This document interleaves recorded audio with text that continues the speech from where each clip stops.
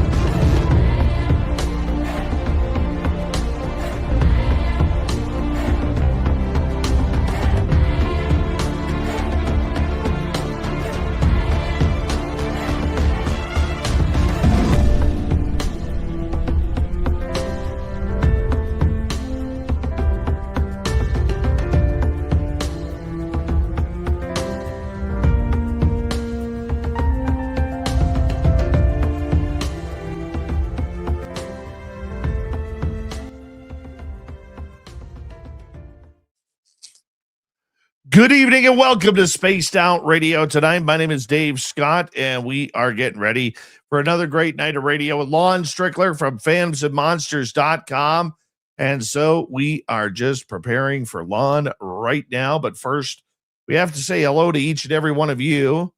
And I'm sorry, I'm not feeling 100% tonight. So bear with me here. We'll get through tonight. Kitty Caddywhack in the gold medal position. Race fan with a silver. T-Bone taking home a bronze medal tonight. As we start off roll call with Tim Mothman and his goatee. Two separate entities. Paramarv, how you doing, buddy? Nice to see you as we say hello to Kitty. And thank you for kicking off the Super Chat tonight. The Super Chat is a wonderful way to support what we do on this show on a nightly basis. So thank you very, very much. Frankie B, how you doing? Thanks for coming on in. Robert Lamothe and Road Flare. Good to have you here. Mel WD40 is here, lubing us up for tonight's show, because you cannot have a show with Lon Strickler without being lubed up. So Mel is currently lubing up the audience as we speak. Don't forget, Mel, to give yourself a shot as well. We'd appreciate that. All right, let's move on down. Trucker Andrew is here. Trucker Andrew will be signing autographs after the show. Line up to the left of the studio, if you don't mind. To the left of the studio. Thunderhead, Flubber Lane, and who else do we have? Mama Catherine. Hope you all enjoyed tonight's show. Mama Catherine, mwah. I love you, my dear. I hope you enjoy tonight's show. You are the best. You really are. Scrolling on down. Let's see here. We have Werewolf. We have Peoples Unite. And Jaquetta, thank you for coming on in. Scrolling on down, up next we have, let's see here. It's Shogun. There's Lisa Smith. And who else? Well, let's just scroll on down a bit. La, la, la, la. Right. How are you? All right. Number 29 in your program tonight from Stockholm, Sweden. Lars Jansson. There he is. He'll be starting at center ice tonight, just so you know. Thank you, la la la la, right, for that awesome super chat. We greatly appreciate your love, hon. Take care, and thank you. Govbuster, how you doing? As we continue on with our roll call. And who is next? Well, it is Aussie Boss Tiger. There he is. And Stephanie Kenny Blankenship. Good to see you. Walter Kochabinski and Chris Irvin, thank you for coming on in tonight as we continue on with our roll call. Honest Content is here. Honest Content will be signing autographs after the show as well. Line up to the right of the studio, if you don't mind. To the right of the studio. Spiraling 69, Integrationing. Nice to have you both here. Undead Jed and John Lamb, thank you for coming on in. We appreciate you guys. Tyler, nice to see you. Downshift Video, welcome to SOR Chat. Blix, how are you tonight? Long time, no time. Algaray over on Twitch. So excited for Lon tonight. He just finished up a monster set of 125 Sasquatch squats at 400 pounds apiece. barely broke a sweat. He's that jacked up. Skitter, how you doing, my man? Thank you for coming on in. As we scroll on down on our roll call here, another great super chat from the Kittens Cat of Wackens. Thank you, my dear. Appreciate you. Thank you for the double tap right before the show starts. Magneticus, how you doing? Nice to see you again. Hi, Terry Mills. How are you? East Coast Turnaround on X. Nice to see you here. Kurt M., thank you for joining us. Yeah, I know. I'm feeling like I could go to bed right now, dude. I know the feeling. But we got a show to do. We got to work. Mark Wolf, thank you for coming on in. I'm Hardcore over on X. Good to have you here as well. Let's get the radio side going.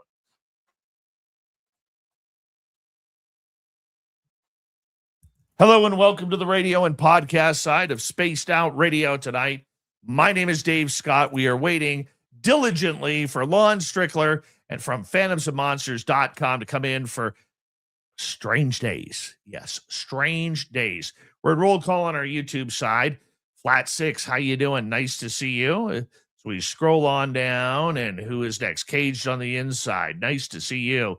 And let's see, Paris Solo. Nice to have you here. And Brent Von Owen, nice to see you. And Doc from Wyoming. Archon, how you guys doing? Thanks for coming on in. Phyllis M., how are you? Phyllis Boucher, throw those horns up. Let's rock. Are you ready to hear your mystic voice of the night? It's time to wake up. He's here. Shush. Be quiet. He's ready for you to listen. Let's point our ears towards the little cabin knows. We're together, friends. Oh.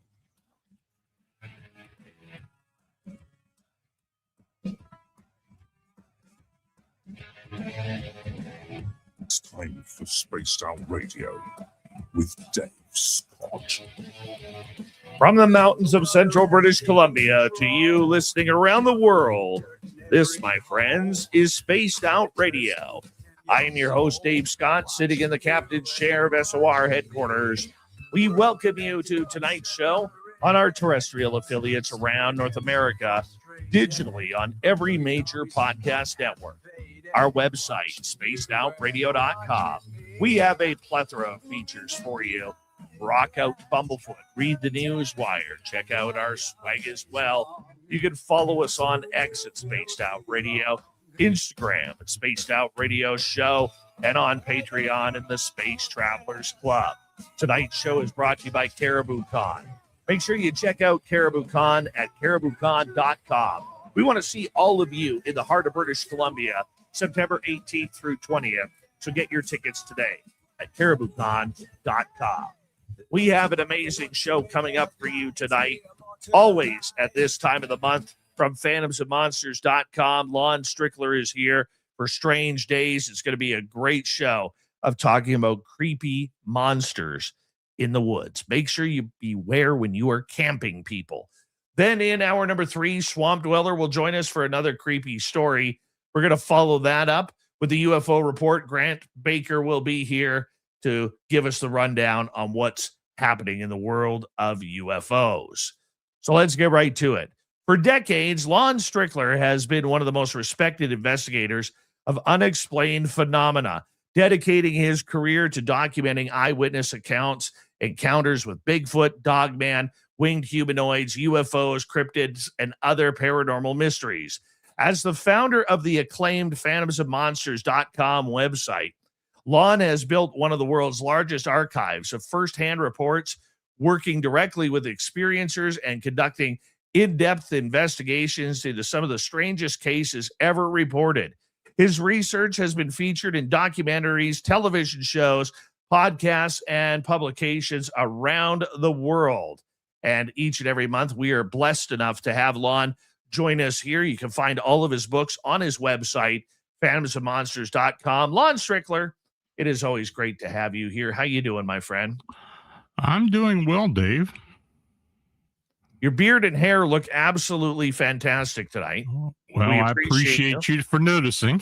Well, I do. You know, I know our radio audience can't see it, but I can see you on the video here. And if they ever hop onto our YouTube side, youtube.com/spaced out radio, they can check out your dulcet tones and your fabulously 10 out of 10 ravishing good looks. Okay, well, I'll take that. Absolutely. Absolutely, my friend. I love you. I love it when you're on, and you are such a good friend and mentor to this show. Lon, what's it like having a life of chasing monsters? Well, I've only faced a few, but the fact that people trust me enough to contact me and tell me their story and make me a part of their story is satisfying. I mean, this is something I've really wanted to do for a long time, and it's kind of finally gotten to the point now where it is what it is, and I do appreciate everybody who does come forward.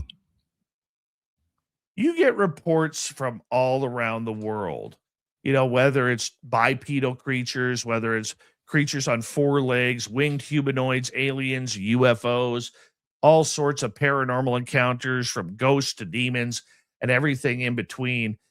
Has there come to a point where you think you've been there, done that, and seen it all? Sometimes I think that, but there always comes a point where something else pops up that you just didn't expect or is totally out of the norm, and those type of things grab my attention, and that's what makes it fun for me. It's interesting being able to get in the ground floor of something new. Yeah, I mean, that's what I enjoy, so hell, I'm just going to keep on doing it.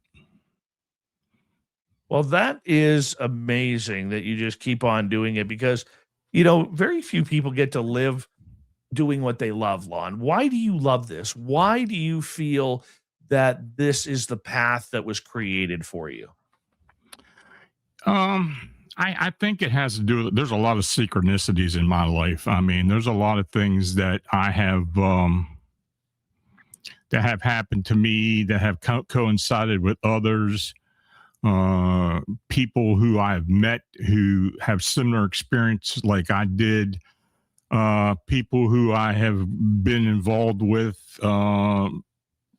personally, who have had very similar things happen to them, and situations where are very close to what I have experienced, and that always encourages me to look deeper into anything. And of course, I started, it wasn't my choice.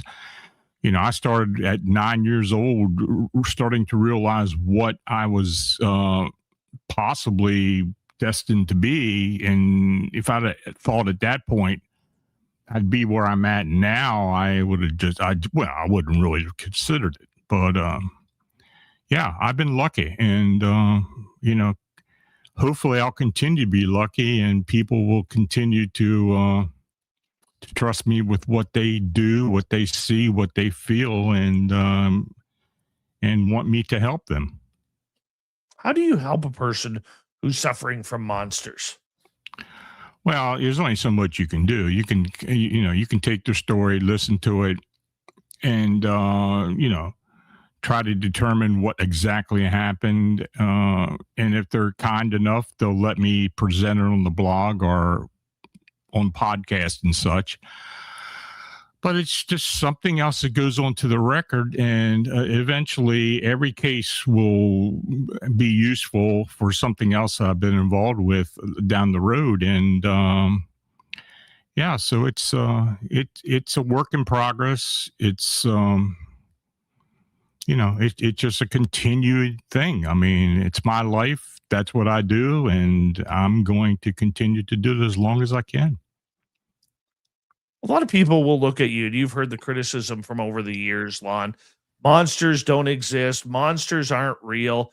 Monsters are just, figments of imagination, and yet you believe something completely different. Well, I've experienced it. I know I've got a bit of an idea what's out there. not let alone just something as flesh and blood or possibly ultra terrestrial. I mean, I've been involved with abductions and spiritual work and a lot of other things. It's been very eclectic for me, and it's a learning experience. I love to continue learning. I love being able to find something something unusual that maybe somebody else has never experienced before, or I get the chance to describe it. I work on the blog anywhere from 5 to 6 hours a day, and it's still thrilling to me to when I can present something to the public where maybe they didn't know about it, or it's something that they're familiar with that they just want to read again.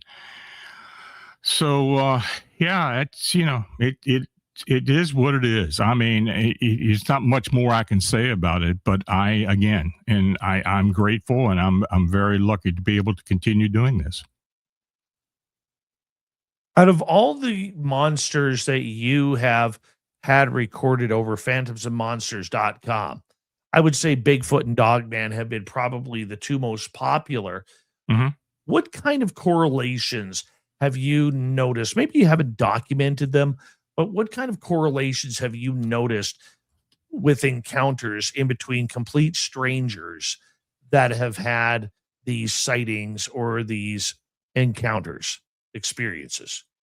Well, for instance, and my biggest case of all has been what's been going on in Chicago for the last 17 years. And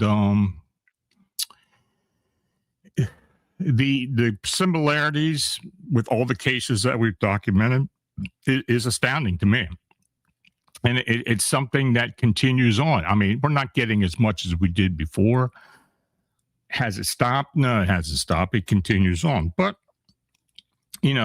we have had other cases that show up in other areas worldwide as well that are very similar to what's going on in Chicago.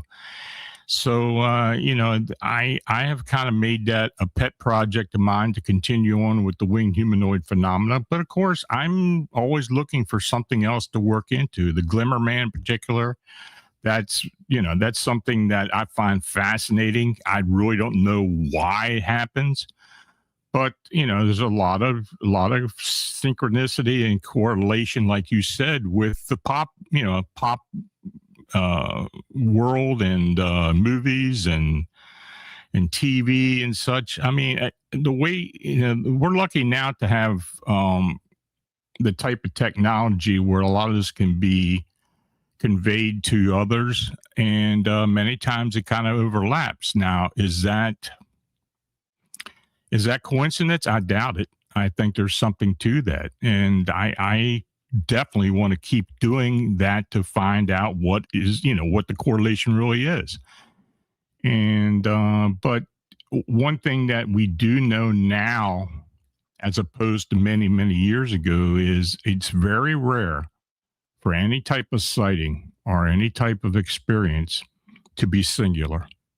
There's always something else involved with it. It always is. I mean, even though it's we don't really talk about it, the witness will not talk about it.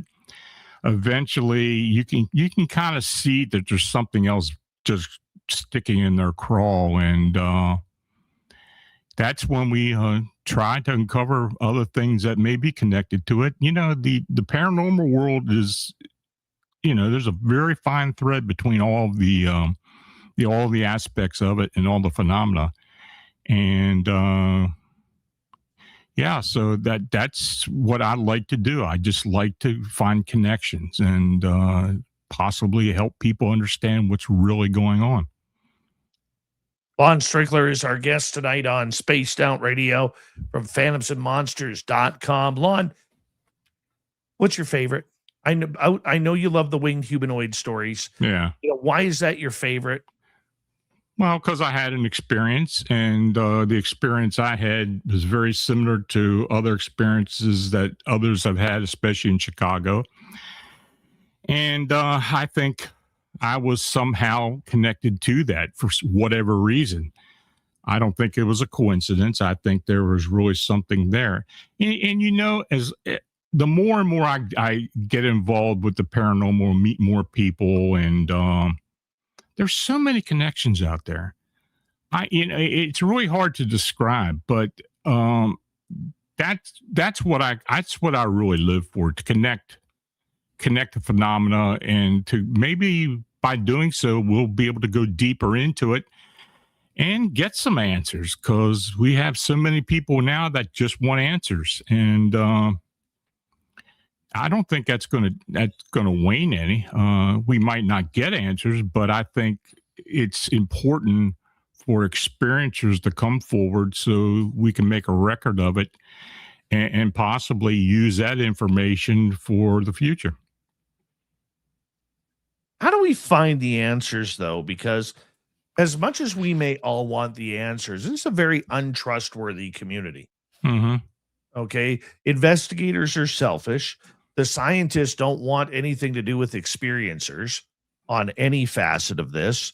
You know, you cannot do proper scientific investigation in this because you cannot correlate the evidence, because you can't repeat it in your location. How do we solve these mysteries? Well, I guess it's a leap of faith for the most part. We need, in my case, I don't particularly work with a lot of different people. I have my team. I have people who I trust, people I specifically contact when something pops up. Sure. I mean, there's a lot of people who contact me about a lot of investigators send me information to possibly give them a clue as to where to go next. Happens all the time. But I kind of like to be a singular investigator, though I will work with others, and if I do need to have help, I will ask for it. But I think, yeah, you're right. The community itself, and I'm talking about all aspects of the community, it's a backbiting, jealous group, and everybody's looking to become well known in this fields. And yeah, well known is one thing, making a whole lot of money is another, and that just is very rare. But that's not what I'm in for. I'm in for this I'm into this because I want to find out for myself. And in the meantime, I'm able to offer what I find out to the public. You've been doing this now, phantomsandmonsters.com, for about 20 years or so. Yeah, 21 years. You were considered one of the premier storytellers in this field. How many letters or inquiries do you get a week? I'd say anywhere from 50 to 75, maybe. Actual reports, emails, and, telephone calls. That's the average. How many of those do you think it's people not understanding what they're seeing rather than seeing a real cryptid creature? Oh, you're going to get a high percentage of that. But every once in a while you'll get that nugget that just doesn't seem right. It has some questions to it. And it all depends on how far you can follow up with the witness or the experiencer, and how much they'll come forward and let you talk to them about it. I've been fortunate there. I really have. I don't know if it's because of the way I talk to them, the way I present stuff to them, or how I help them if they need help. I haven't really quite figured that out. I mean, other people have their own opinions, but I believe that, taking what they give you as a matter of fact until you find something different, where they're trying to pull the wool over your eyes, or they're trying to embellish on something. It's important to be able to distinguish that. Look, I was fooled many times when I was younger. I really was. I mean, even up until maybe just a couple decades ago. But I've been doing this now for almost 50 years, and honestly, it's something that can happen to the best of us, of course, but I try to limit that as much as I possibly can. We got about 5 minutes to go before we have to go to break at the bottom of the hour. Lon Strickler is our guest tonight on Spaced Out Radio. A lot more people over the last few years have been not traveling overseas. They've not been taking airplanes. They've not been going on the cruises or anything like that, although those are still popular things to do for a vacation. But a lot more people are taking the time to go camping, Lon. Mm-hmm. A lot more people are taking the time to visit the outdoors, whether it's for a day trip, whether it's for hiking, whether it's just for exploration, geocaching, whatever it may be. We're seeing a lot more people these days head outdoors. And with that, I think people are having more and more encounters. Have you seen an increase of people taking the time to go outdoors and having extraordinary events happen? I'd say within the last year, it has probably picked up a lot. Like you said, a lot of people are going to the outdoors. They got the opportunity to do it now for whatever reason. You know, this is way after COVID, but you know, back then you were lucky to get a report that materialized into much of anything. But I think people, and because of media and such, and because of the internet, they're more discerned, or they can discern phenomena more so than probably before. They kind of got an understanding what they have read or what they have heard about, and they're a bit more attentive to what they're looking at.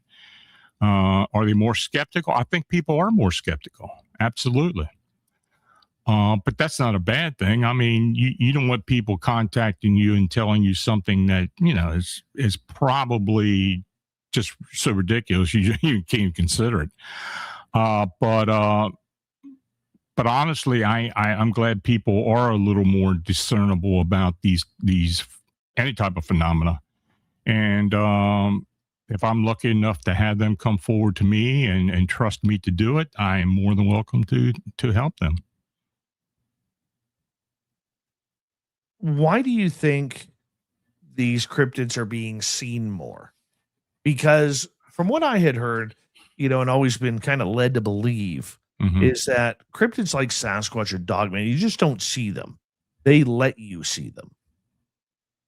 Yeah, that's the way I feel. I feel for the most part that they are allowing you to see them. And, you know, the more we get into the possible ultra-terrestrial interdimensional theories as to what these things are, where they actually come from, or even if they are indigenous,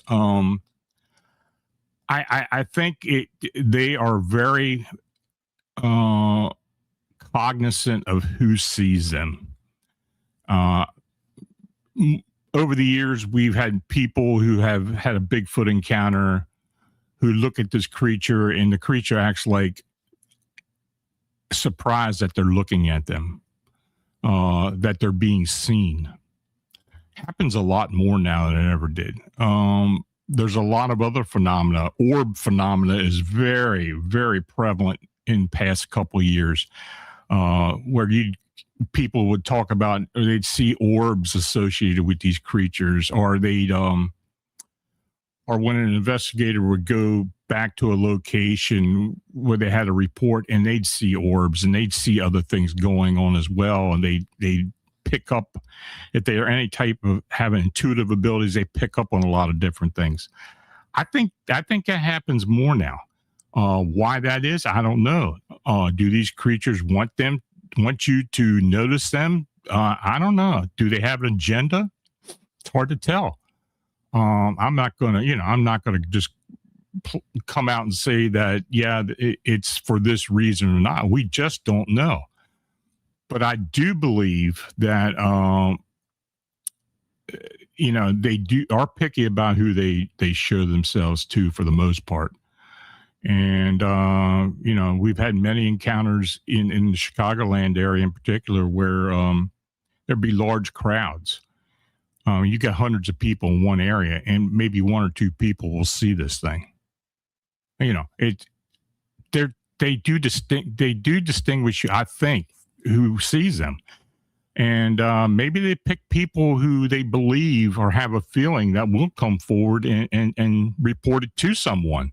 Hold that thought right there, Lon, Okay. because we are going to go to break. Lon Strickler from phantomsandmonsters.com. He joins us near the end of each month. Talk about the monsters among us. You can find his website, phantomsandmonsters.com. All of his books are there as well. Make sure you check it on out. When we return, monsters visiting campers. Spaced Out Radio.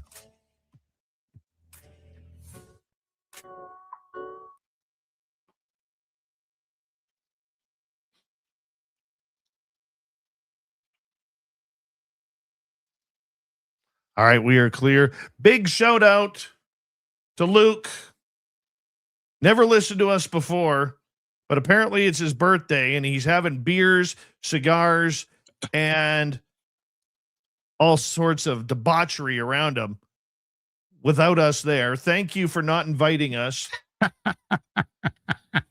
going to tell you right now, Luke, happy birthday, you a-hole, for not inviting us. We appreciate that. Happy birthday, my friend. Hope you have a good time and all the best in your next revolution around the sun. Mr. Cowley, welcome back to the show. Oh, Mr. Cowley loves his Spaced Out Radio. All right. Let's see here.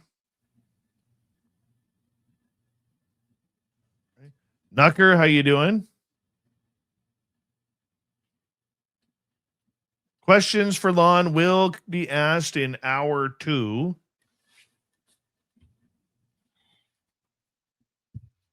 TCR, how you doing? PW75 sad. Anyone missing time around cryptids? We'll get to that question in hour 2. That's a good question. Welcome to SOR chat, by the way. Remember, please, I got bad eyes, people. Please try and put your questions in capital letters. I would greatly appreciate it. It's so much easier for me to read it. My eyes suck now. What happens when you get old, decrepit? Notice I didn't say ugly because I'm beautiful, Lon. I'm beautiful like you. Jeff Steve Garvey is here. He'll hit a home run for you. Isn't All-Star Weekend coming up in baseball soon? Yeah, I think the week after next. Yeah. Did you know All-Star Weekend, the day before and the day after, are the only 2 days in North America that professional sports are not played? Mm-hmm. Every other day of the year, 363 days a year, professional sports are played. Yep. Except the day before, the day after, baseball All-Star game. Yeah, it's the only time where the sports don't overlap or have their seasons going other than baseball. Yeah. Yep. All right. Jeff Steve Garvey is here. Yeah. Who else has showed up here? Let's take a look.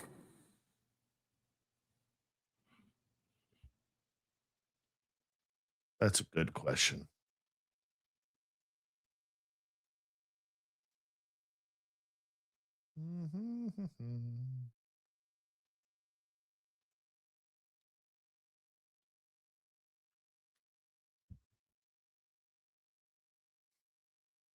I told you that one of my researchers, when did I show you the print? Did I sent you the prints, right? Prince of what?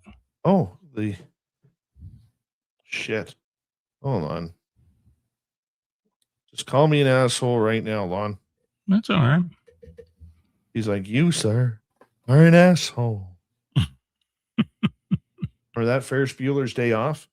You, sir, are an asshole. I think it is from that movie. Yep. Here, buddy.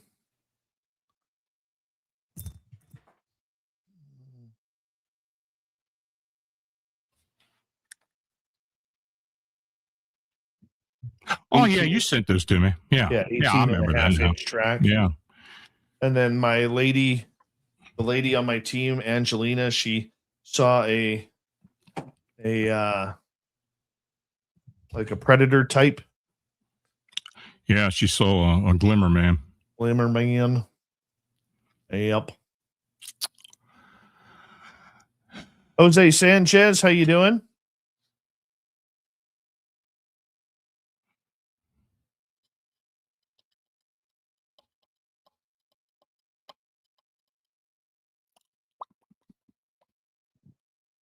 There is no such thing as soccer being a sport, Paramarv. Sorry. The best part about the World Cup is it's almost over.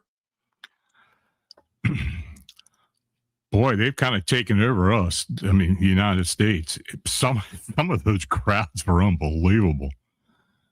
Oh man. Here we go.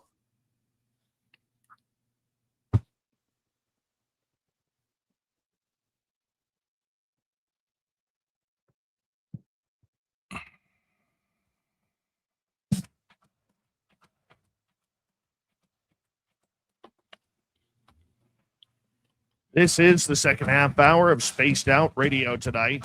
Good to have you with us. My name is Dave Scott. I host this show each and every night, and I'm so proud that you are here to listen to strange encounters from Lon Strickler from phantomsandmonsters.com. But first, we want to remind all of you that if you've missed portions of this show or others, you can always check out our free archives on YouTube or any major podcast network. Our website, spacedoutradio.com. We have a plethora of features for you. Rock out to Bumblefoot, read the news wire, check out our swag as well. You can follow us on X at Spaced Out Radio, Instagram at Spaced Out Radio Show, and on Patreon in the Space Travelers Club. From phantomsandmonsters.com, Lon Strickler is here for Strange Days. Lon has been doing this for over 21 years, taking reports from all over the world to try and figure out the monsters among us.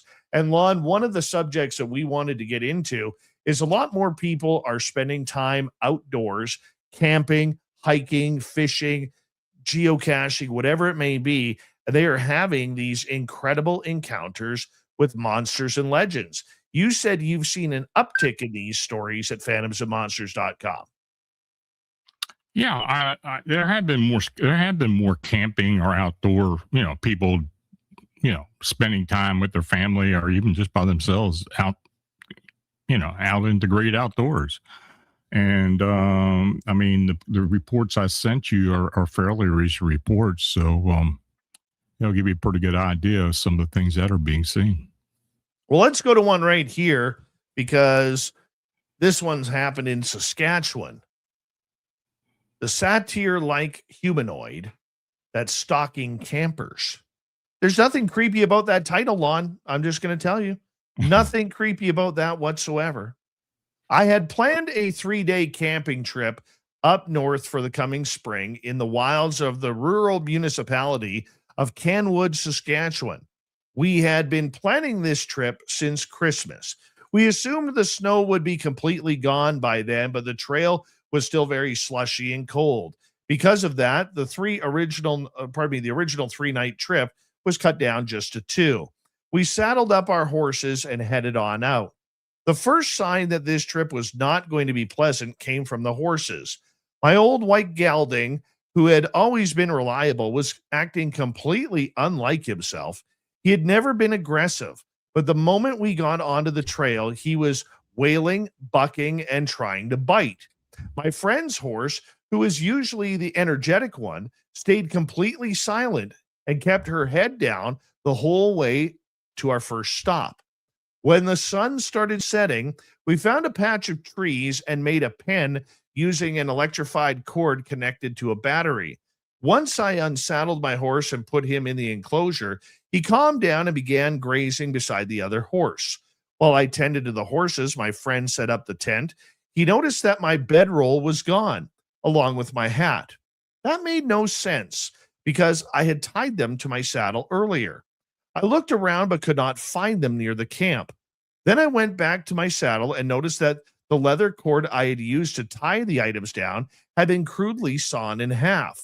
At first, I thought maybe it must have snapped somewhere along the trail. Well, I walked up from a small valley where we had stopped and looked around and found my hat about 80 feet from the trail we had followed in. I thought maybe it had blown away while I was riding until I picked it up. It stank terribly. It smelled like a mixture of burnt hair and rotten milk. I held it far away from me as I could and went back to camp. When I got there, my friend told me that he had gone to chop wood, and when he returned, the boots had left the outside of the tent, had been moved. They stank too, with the same awful smell. By this point, we assumed there must be a skunk around. My friend pointed out that it did not smell like skunk, and he was right. It was far more putrid. It was so bad that we resorted to piling snow over the items just to block the smell. My friend started getting nervous and wondered if there might be an infected wolf out here. I laughed because I knew the area well, and there were no wolves around.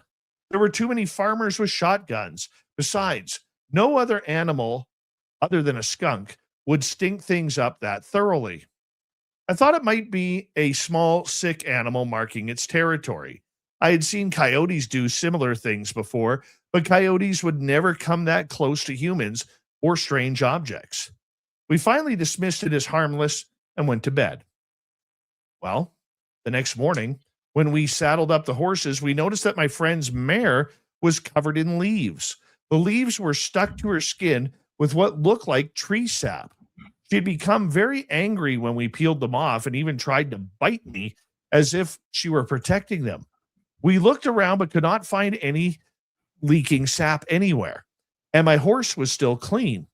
That was when my friend brought up a woodland creature or spirit and said that they are known to do things like that. I do not like to believe in such things, but the way his horse seemed to protect these leaves and the way she licked at the sap made me wonder. It would have been nice if it had been a good omen, because my stinking hat certainly was not. My poor friend also had to wear those boots. Yuck. We rode on and set up another camp the next night. At first, everything seemed normal. The horses were calm, the wind had settled, and the stench had almost gone from our belongings. Then, at about 3 a.m., there's that 3 a.m. thing again. I got up to relieve myself. Before I even turned behind a tree, I smelled that same rancid odor again. That was when I became truly nervous. Whatever had caused that smell had followed us. I was afraid it might be a cougar that had wandered too far south because of the long winter. I went back, grabbed the small hunting rifle that we had brought, and told my friend where I was going. I went around a tree, finished my business, then stood back up and looked around with the gun at my hip. A shadow moved slowly behind a tree about 40 to 50 feet away. I hummed low, hoping I could hear it move, breathe, or just anything, so I could figure out where it was and potentially what it was. This thing perfectly echoed my melody, but in a guttural sound. That was when I knew it was definitely not a cougar. My heart started pounding because I realized that nothing could do that except a person. I yelled, "Who's there?" Then the rotting odor came back. It was so strong, I actually started to heave. My friend was calling out from the tent. I kept my eyes on the tree where the thing was standing, and I called out again, covering my nose. The leaves crunched, and then it hummed again. I started to cry and backed up towards the tent. The horses were making low, rumbling nickers, which made me even more uncomfortable because horses usually only do that when they are happy. I certainly was not. My friend ran to my side just in time to help me as I keeled over and vomited. He was almost sick too, but he pointed the flashlight around and yelled into the trees. The thing ran. We heard the leaves crunching behind it. I kid you not.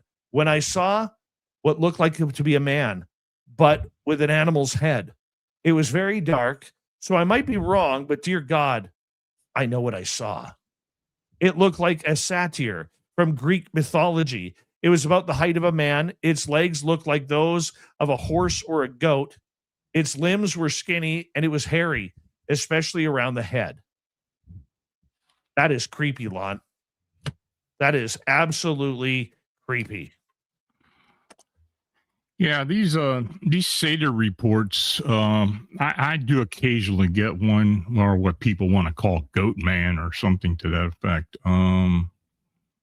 It kind of describes a lot of the reports that we have had in the past, especially in this part of the country. I mean, I lived down in Maryland when all the Goat Man sightings were being reported down around Bowie and Laurel, Maryland. And, the big story then was, it was something that came from a Navy lab down at Patuxent, and, but people continue to see this, and this thing was being seen in other areas within the same county, which was Prince George's County. So, and of course, you've got a lot of other places that have had these Goat Man stories. Are they true? I don't know. I really don't know. But for the most part, many times when somebody will write about it, they will usually have very similar type of experiences. Something that just kind of hides, and it's got a rotting smell, and it will hum and make noises and mimic people. So that was, I figured I'd pull that one and put it in here for you to read. It's not that it really, I received that not too long ago. So it's an interesting story, but people have seen these things. I didn't know there were Goat Man that high up in the continent. Yeah. Yep. Yeah, we I would say most of the sightings that we get are either in the eastern part of the United States and mid-Atlantic area, and up up to Canada. I mean, that was Saskatchewan, so that doesn't surprise me. I get some really crazy stuff that comes out of Alberta and Saskatchewan for whatever reason. And we've had a lot of cryptid canine sightings in Saskatchewan the past several months. I've literally had 3 or probably 4 farmers contact me about seeing these things, and there have been some Bigfoot sightings as well. So I'm trying to pull all that together. Place, man.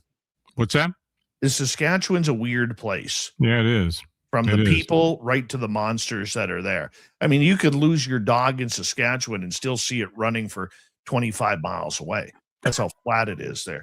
But you're talking about people there who at 35 below zero will sit without a t-shirt at a football game to cheer on their team with a watermelon on their head. Okay, literally. I'm not even joking. Yeah. You can go look it up. This is how strange and tough the people of Saskatchewan are. They're tough people there, but nice people. Mm-hmm. Mm-hmm. Crazy. Yeah, I do get a lot of phone calls from Saskatchewan. There's no doubt about that. And if I can understand what they're telling me, because they have some deep accents up there, and it's but some interesting things, and I'm actually compiling a few things from Saskatchewan and Alberta, closer to the border with Saskatchewan. There's a lot of stuff that does go on. So have you got the new hotspot eventually? Have you got the person? Usually, it's a man who will say this, not a woman, who will say that thing was purtner near me. Yep. Nobody knows what a purtner is, but it's an Alberta, Saskatchewan thing. That thing was purtner near me. In other words, pretty darn near. Yeah. Oh, yeah. They got a language of their own there. Absolutely. Salt of the earth people. Actually, a good friend of mine just contacted me the other day, and she lives in Saskatchewan as well. And she said that ever since her neighbor cut down the trees in their yard, she has seen an increase of fairy activity in her yard. Doesn't surprise me. Yeah. She's like, what do I do? Things up there. She goes, what do I do? I said, make a garden. Get a little door for the tree so that way they can enter. Right? So somehow they have that magic where that you don't need to cut open the tree. All you got to do is put a little door in front of the tree and they can enter. Mm-hmm. Yeah, it's crazy. But Goatman, man, that here I thought we were going to talk Sasquatch and Dogman, and you open up with a Goatman story. Crazy. Yep. Absolutely crazy. Yeah. It was unique enough. I figure I had to put it in here for you. Absolutely, you do. Absolutely. All right. Let us go to another story from Lon Strickler, phantomsandmonsters.com. Where do we go here? Here we go. Another camping one. First, I will state that I have never been interested in aliens or UFOs. I've honestly always been pretty scared of the whole thing. I remember seeing films like Signs when I was 12, and it literally terrified me for weeks. I've thought of this phenomena as science fiction until I experienced something that I presume most of you won't believe, and that's fine. I'm posting my story here because I haven't talked to anyone about it at all. I just feel the need to put it out there. 3 months ago, summer of 2017, I was camping with a friend in a very remote part of Northern California. I'm a massive wilderness junkie. I've been camping all my life, and I spend much of my free time hiking, rock climbing, hunting, etc. A buddy of mine who also enjoys the outdoors wanted to head up to the Sierra Nevadas for a weekend and asked me to go with him. That's where one of our listeners, Joe, lives, Sierra Nevadas. It was our second night out, and we were sitting up by the fire. We weren't staying at a campsite. We had hiked about 10 miles from our cars to a clearing with a beautiful view. He had stayed there once before. You can feel the tension kind of building in this story, can't you? It was around 10 p.m., and we ate some food, and we were just checking out the stars. He was tired and went to sleep in his tent. I wanted to stay up for a while, and about 45 minutes after he went to bed, I saw an object rising from the valley below. It was a basic flying saucer shape with multiple circular lights rotating along the edges, changing color over and over again. I was absolutely shocked. I watched it for maybe 15 seconds. Then I decided to wake him so he could see it and wouldn't think I was crazy. I stood, and when I looked back towards it, the thing was gone. I called out his name, and that's when everything got really messed up. I didn't hear my own voice when I called out. Everything was completely silent. I could move my eyes around, but couldn't move my body. Uh-oh. I remember seeing that the fire had completely frozen. Oh, this guy's getting some aliens. Everything looked like a picture. Yep, he's got aliens. Like time had stopped or something. Then there was a flash. I blacked out. Oh, he got abducted. I woke up later as the sun was starting to rise. I was outside lying in the dirt, shivering next to a fire that had long gone out. I felt like I had been drugged, totally in this haze. I sluggishly yelled out his name a couple of times, and he came out of the tent. He was really confused, to say the least. I tried to explain what happened, but my memory was really foggy, and I just couldn't articulate. We left within 30 minutes. I was totally silent on the car ride back, falling in and out of sleep for 7 hours. He dropped me off at my house, and I passed out basically for an entire day.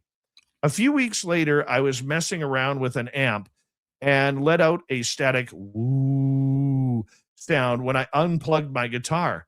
For some reason, this sound somehow triggered my memory, and I remembered everything. Oh my God, here we go.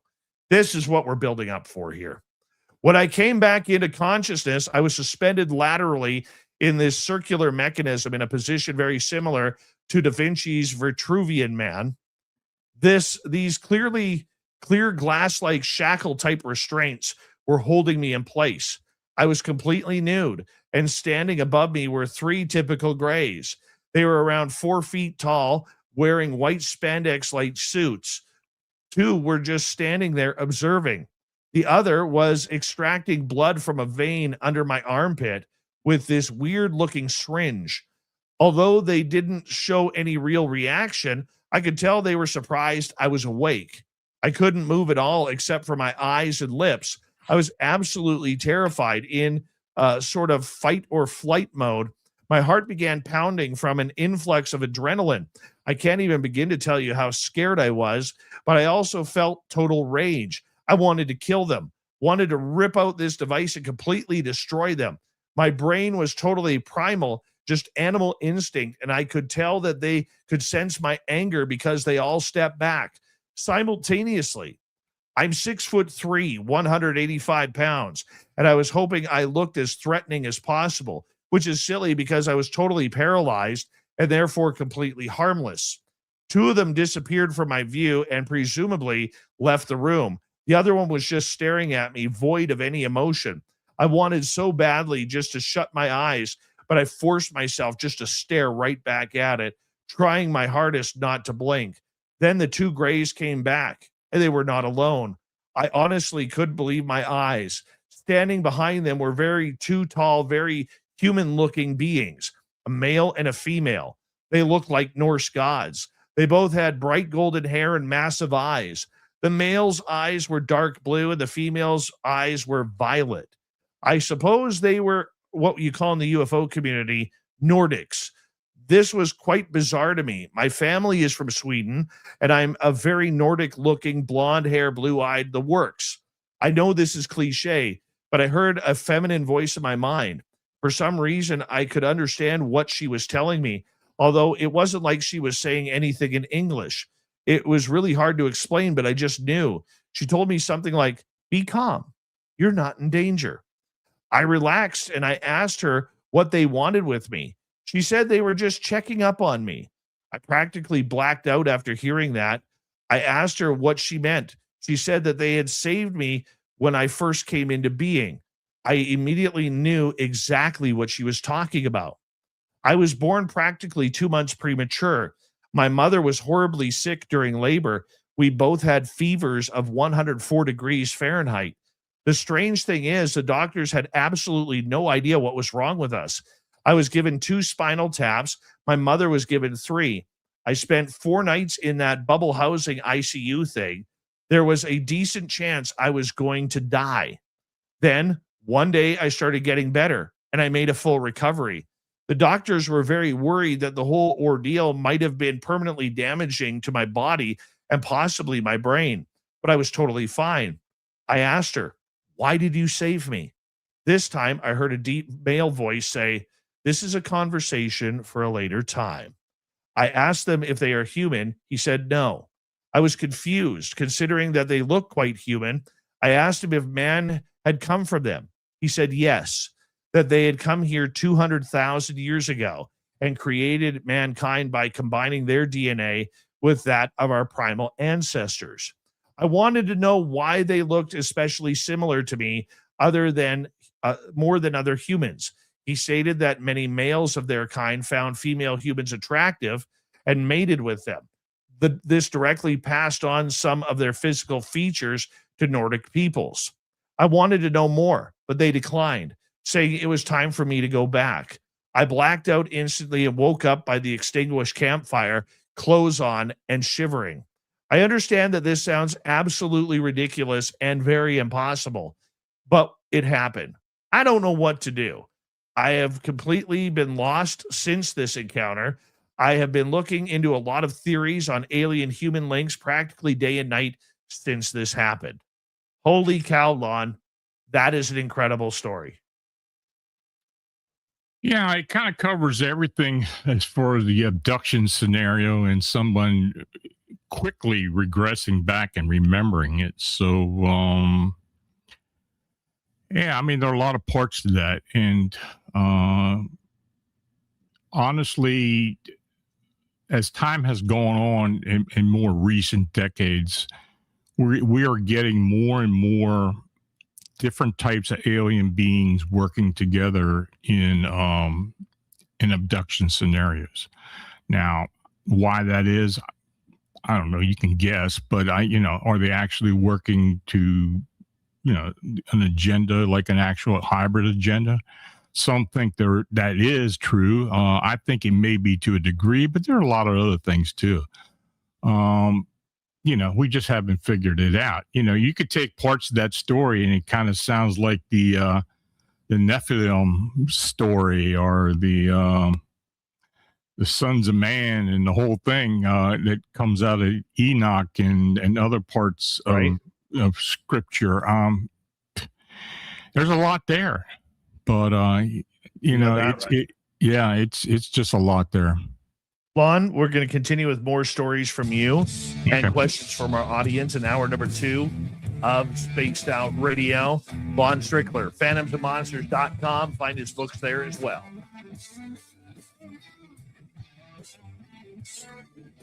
This is Spaced Out Radio with host Dave Scott.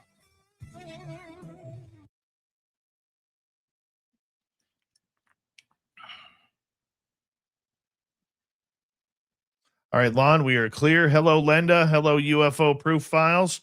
How you guys doing? Lori and Yilba, welcome. And where's that Lori Ann? I can't see very well. Anyways, we're going to play a video here. We'll be right back in a few minutes.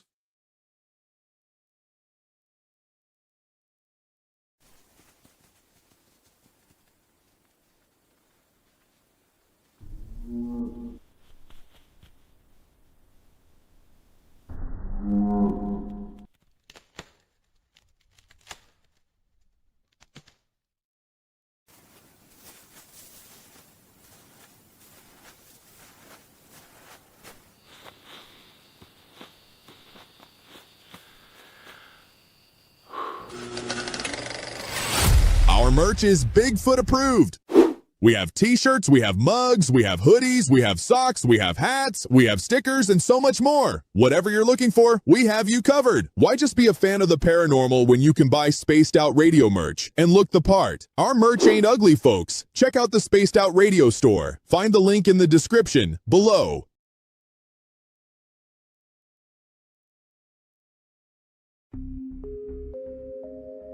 Lurking within the forested region of the 108-mile ranch, where the worlds of the normal and paranormal collide. CaribouCon is waiting for you, bringing together a panel of renowned experts in the paranormal, cryptid research, and UFO phenomena fields. Get ready for a spine-tingling weekend in the heart of British Columbia. Enjoy fascinating discussions, presentations, tours of local haunted areas, and skywatching. Learn from investigators, authors, and enthusiasts who explore everything from ghost hunting techniques to sightings of Sasquatch and beyond. Whether you're a seasoned paranormal researcher or just love a good spooky story, this is your chance to connect with fellow enthusiasts in one of BC's most mysterious areas. Tickets are on sale now. Grab yours before they're gone. Visit CaribouCon.com for details, tickets, and updates. Are you ready to dive into the weird and wonderful world of cryptids, cartoons, and chaos? Meet Dirty Filth, Spaced Out Radio's resident cartoonist and master of the mysterious. Every Saturday at 2 p.m. Pacific, join him live on the Spaced Out Radio YouTube channel for Cryptid Cartoons with Dirty Filth, a hilarious hour where he sketches bizarre beasts, shares mind-bending stories, and battles his mischievous cats. Whether you're a UFO enthusiast, paranormal fan, or just love quirky art, Dirty Filth filters the universe through his unique lens, creating cartoons that capture the strange, dark, and supernatural. Follow Dirty Filth on X at Filth1 or Facebook at Dear Filth for more filthy fun. Find his link in the description below.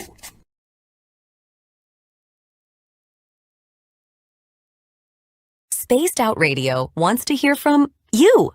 We love our community, and your voice truly matters. Drop a comment after every show and let us know what you thought. Agree with our guests? Tell us why. Disagree? We want to hear that too. We read every single comment. Jump into the live chat during the broadcast and be part of the conversation in real time. Got a killer topic idea? Your suggestions help shape the show. And if you want to take it even further, join our Patreon for bonus content and direct feedback opportunities with Dave and the team. This is your show as much as it is ours. Whether you're a longtime listener or brand new, we want your thoughts, your questions, and your ideas. And let's keep building this incredible community together. Spaced Out Radio, where the conversation never ends. What are you waiting for? We're listening.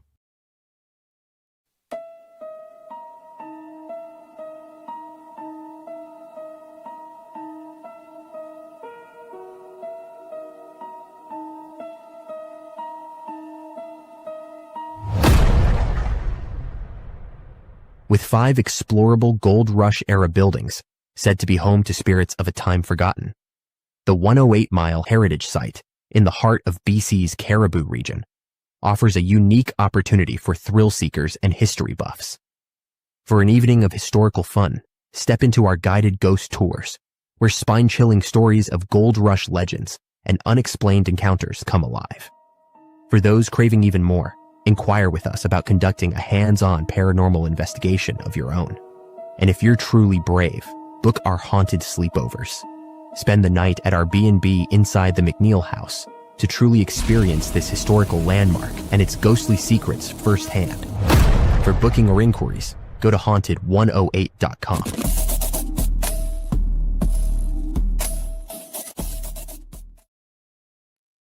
All right. We got Lon. We got me. I'm Dave. Thank you to Lala ×2, Kitty ×2, and T-Bone for the great super chats. We greatly appreciate your love and support. Spaced Out Radio. Thank you very much. Let's go there. Lorianne Dielba. There we go. There's the proper name. All right. Way behind.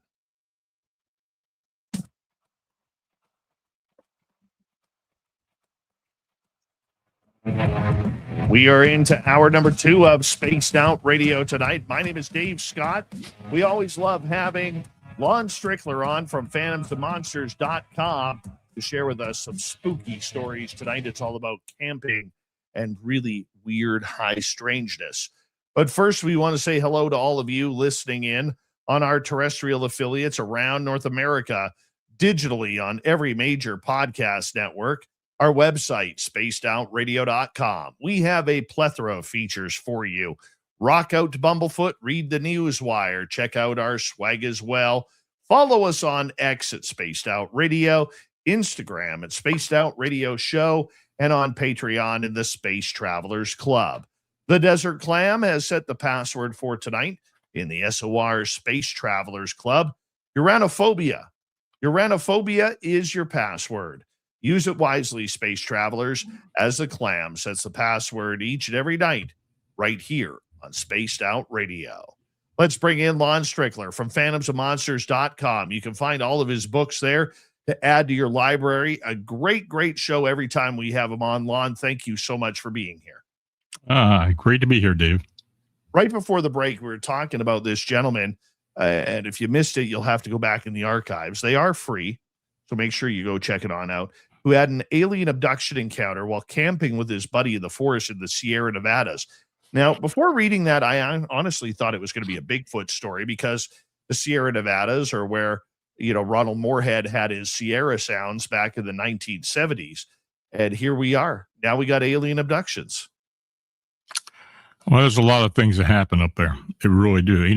I had been looking in the past with the pale humanoid, the crawlers, and the phenomena we call Penelope, and we've talked about that before. This certain witch-like pale humanoid that crawls and does all kinds of crazy stuff, scares the hell out of campers and up in the Como Lake area and other areas as well. But I have had the opportunity to talk to several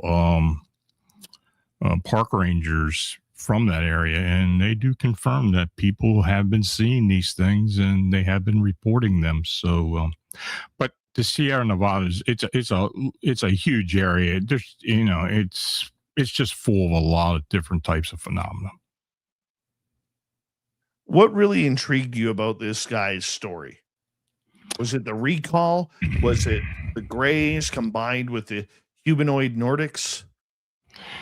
Well, there's a lot to it. There's a lot of different things in there. And, there's a lot of things that people would say, well, you get that on a lot of abduction reports. But the guy was very sincere.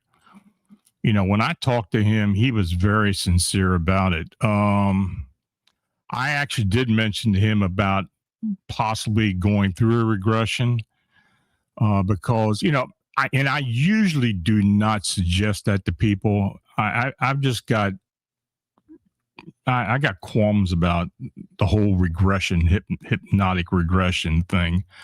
You've got people that are good at it, and you have people who aren't. And I've seen a lot of instances where it has caused issues with experiencers. Long-lasting issues where it just brings back after regression, it brings back a lot of bad memories, and it is kind of detrimental. And most of them wish that they had never done it. And but I think this gentleman would have been very forthcoming. I think he would have been able to recall more than he'd actually reported. He did seem to be very detail oriented, and that's kind of unusual. So, he's saying that the amp actually let out that sound that made him instantly recall what had happened. You don't hear that a lot. You get most of the time it's people who have no idea, or something didn't happen, or nothing happened basically for years. I have talked to people who have had recall after 30, 40 years. And it usually is a long time, but within a matter of days or weeks, that's very unusual. So, I had talked to him, that's a long time ago. I had recently talked to him maybe a year or so ago, and he just hasn't really decided what he wants to do. And I did ask him if he had any other recall, and he said no. And I think he's a little frustrated by it. I think he wants to know more, but, possibly just like others, they hear stories and they're just afraid to do it. His experience that he had was so detailed. Mm-hmm. How do you think he was able to explain what he was seeing about being, elevated without a table underneath him, from being tied down with invisible chains, when he was paralyzed? He must have had some sort of out-of-body experience while this was going on. Oh, I think so too. But he was very perceptive as well. I think the guy has some abilities beyond just, regular consciousness. I think he has, he's got deep subconscious abilities, almost like a remote viewer. And I think he perceives things much more than most people do. Yeah, that's why I was interested. And you could just tell by the way he talked that it was something that deeply affected him. And you normally don't get that. Yeah, no kidding. No kidding. Let's go to another one here. In 2009, I attended the University of Maryland Eastern Shore. I frequently felt overwhelmed by studying and assignments, so I spent most of my time indoors. One weekend, my roommate and I decided to temporarily abandon our schoolwork and go out on an adventure. We agreed to visit Assateague Island. I hope I pronounced that right. That's right. Assateague Island, a barrier island and wildlife refuge. I was especially excited about seeing the feral horses I had heard so much about. There do not seem to be many places where you can still observe horses roaming freely. Believe it or not, Lon, I actually saw feral horses yesterday. Did you? Yeah, I did. We decided to camp even though it was the off season and the weather was a little chilly. At least we would not have to deal with the crowds We borrowed camping equipment from a friend who was an experienced outdoorsman and headed for the island. We stopped at the visitor center where the rangers told us where we would most likely be able to see horses. They also warned us to secure all food whenever we left the campsite. We showed them the bear-resistant cooler we had borrowed, and they said it would be sufficient. After setting up camp, we followed one of the recommended trails. We eventually spotted horses across an inlet. The rangers had told us to remain at least 40 feet away, so we were satisfied to watch them from a distance. Then a herd suddenly charged through the water, moving into the area where we were standing. During our hike that morning, we encountered what appeared to be 3 separate herds. We used binoculars to observe them from a safe distance. By noon, we were satisfied with our sightings. We returned to camp, cooked some food, and relaxed on the beach. I was ready for bed early. After sunset, I crawled into my sleeping bag with a book and must have fallen asleep almost immediately. The next thing I remember was being awakened by something howling. I am familiar with the sounds of coyotes and wolves, but this did not sound like either one. The cry was higher and more shrill. It gave me goosebumps, and I could sense that it was getting closer. I convinced myself that it must have been one of the island's foxes, and I eventually fell asleep again. Sometime later, a horrible growl awakened me. It was low, guttural, and rumbling. I could hear something rustling outside the tent. The noises continued for what felt like at least half an hour before finally stopping. Eventually, I managed to fall asleep again. The next day, we decided to explore the Wildlife Loop Trail. It was approximately 3 miles long and offered views of the marsh and forest. We spent long times exploring, and by the time we headed back, we were both pretty tired. The sun was beginning to set. As we crossed the crest of a dune, we could see our tent in the distance. It appeared to be fluttering in the wind with much more than it should have been. I could also see objects scattered on the ground around it. I remember telling my roommate that something looked strange. As we approached, we discovered that the tent entrance was hanging open.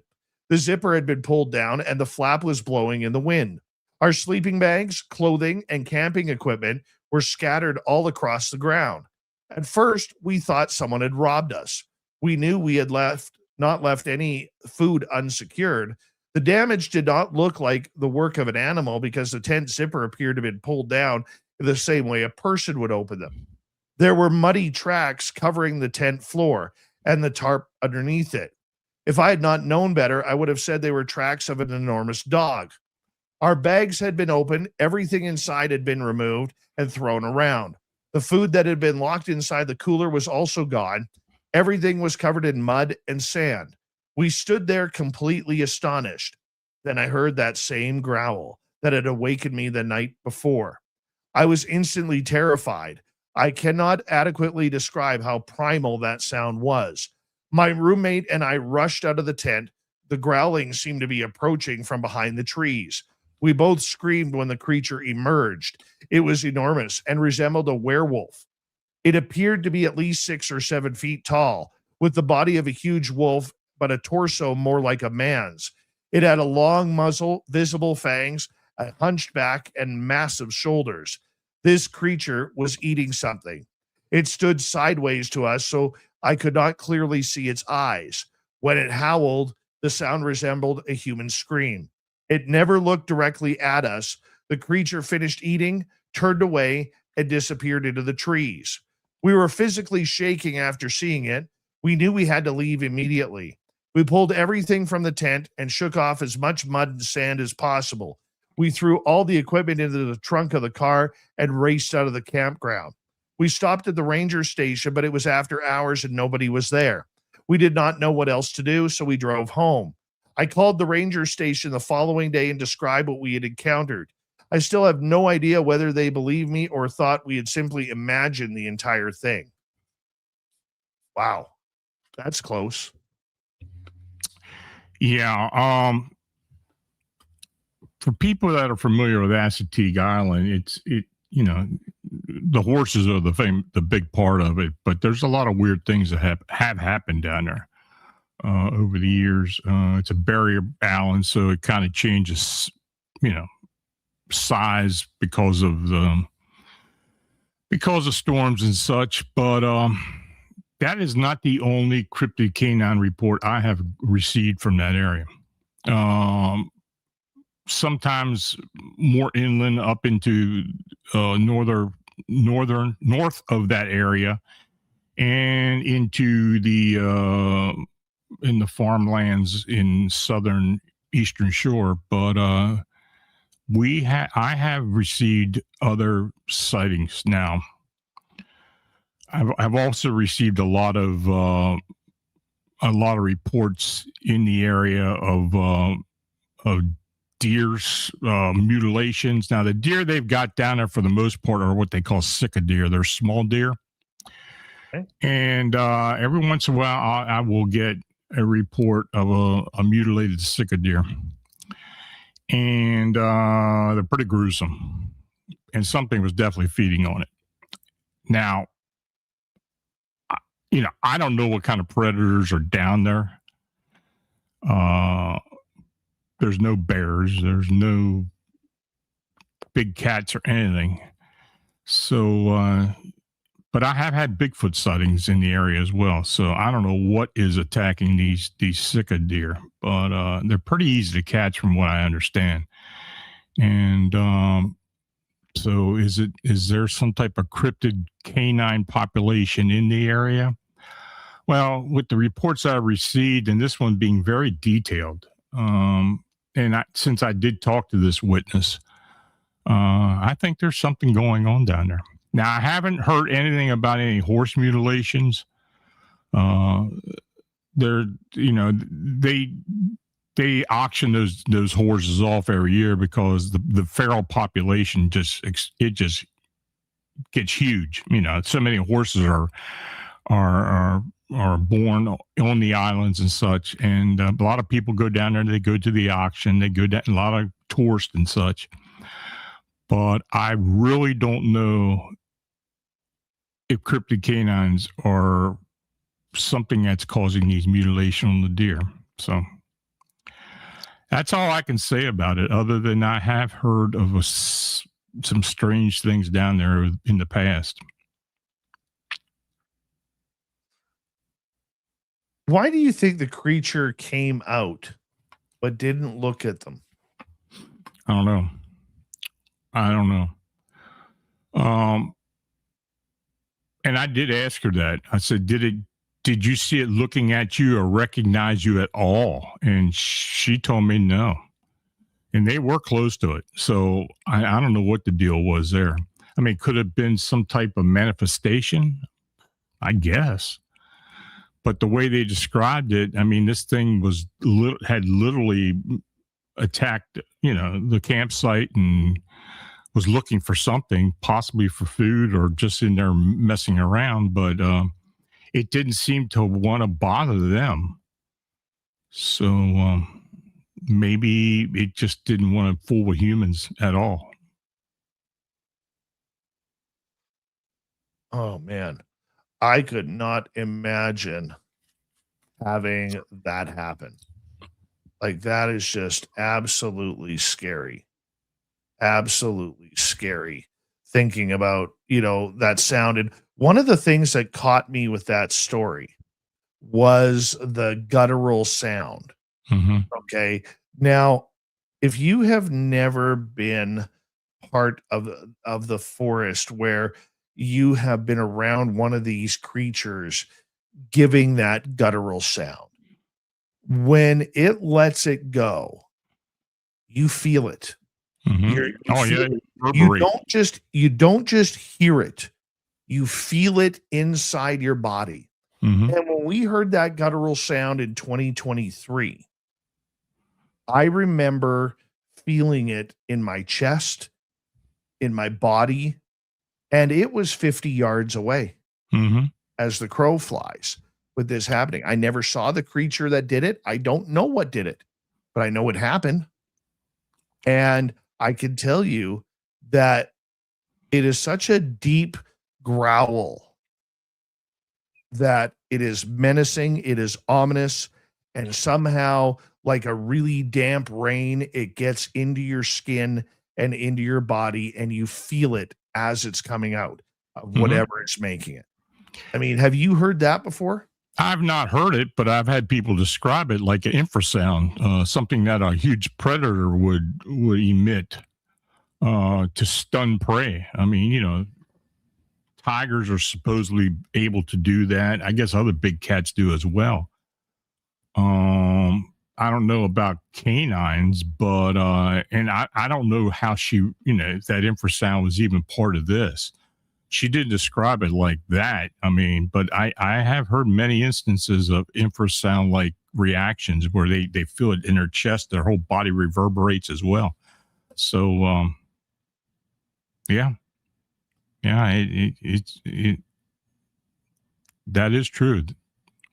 Oh, it's absolutely terrifying when that happens.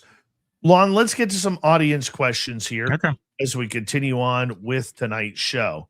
We're going to start off with Rob over on Facebook, who is asking, have you guys ever come across stories of people recalling choosing their life before being born? Not in that sense of actually choosing their life, but I have heard regression therapy recordings and transcripts where people have said that they recall before they were born, being able to detect what kind of life they were going to lead, what they would be. It's kind of hard to realize that. I guess it's like an out of body experience, but if people who believe in reincarnation and possibly the theories behind reincarnation, basically that they're taken to another level and they wait until they are given the opportunity to be a living again and to become the life force of another human. You hear a lot of that, but I have also heard people say that they somehow know what they're going to be before they're even supposedly conceived or put into another body as a soul or in any type of life force. Yeah, that's just absolutely creepy. I've heard of that.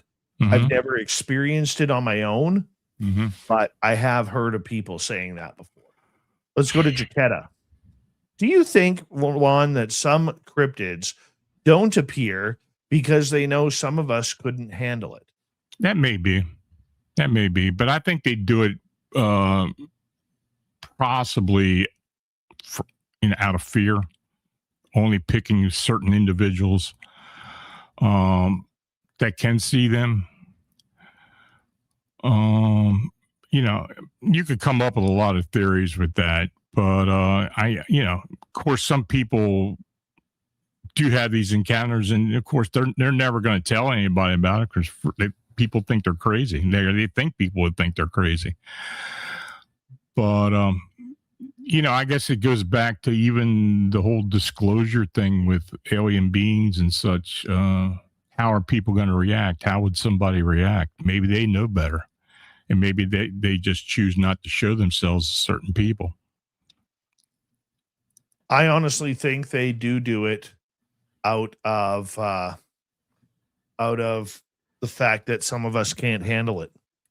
I really do. Yeah. I've had a couple of instances personally with that, where if I go back to 2023, right after I heard that guttural sound, that's where I saw the UFO on the ground, and 6 other people with me could not see the UFO, but they saw the aliens walking through, and I was not allowed to see them.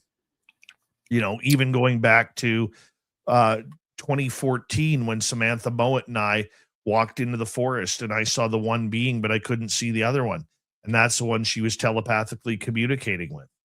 Like, I really strongly believe that if they feel that you are not strong enough to handle it, they don't want to put you in a heart attack situation or a stroke situation where all of a sudden your body blows up because you can't handle what you're seeing. And I think that is very, very possible about that. It's almost like a little bit of a respect factor there. Yeah, I think it. Yeah, I think there's something to that. You know, I've had experiencers, a few in particular, who have told me that when they've had an encounter with one of these beings, especially if it's not on a craft and it's on Earth or on our plane. Sometimes they disguise themselves. They wear masks in some instances, from what I've been told. And on that note, Lon, I'm going to get you to hold on right there because we Mhm. are going to go to break at the bottom of the hour from phantomsandmonsters.com.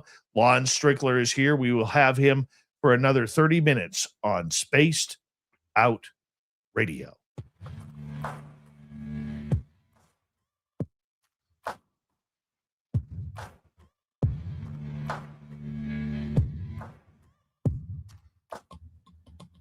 You're listening to Spaced Out Radio with your host, Dave Scott.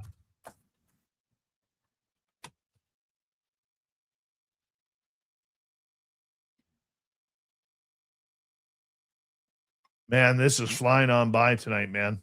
Mm-hmm.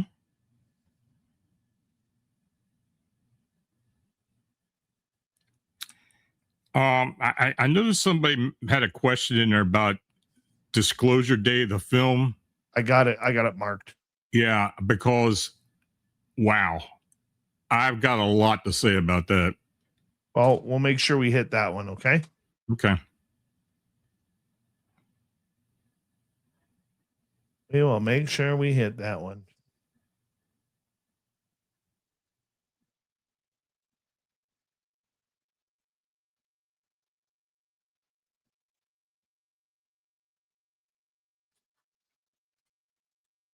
So what's on the agenda coming up here? I don't know. You know, we're still working on things. I'm getting closer to the Chicago trailer. We were talking about it today. We got to do some presentations to the investors yet until we start writing a script for it. But I'm involved in another project too, which I really can't talk about, but it's a theatrical film, and it's going to be very interesting. There's going to be a lot of parallel to the Chicago Mothman and some other things that have in that area around, you know. So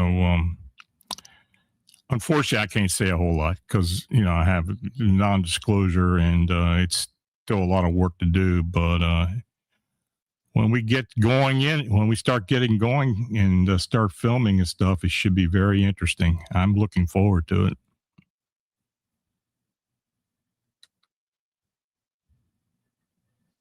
That'll be fun. Yeah. Yep. It will be interesting. But it's you know, it's keeping everybody busy, and you know, I just wish, you know, some of these opportunities would have come for me earlier. But you know, you take it when you get it, and you can't complain. Brother, that makes more sense than you know. Yeah.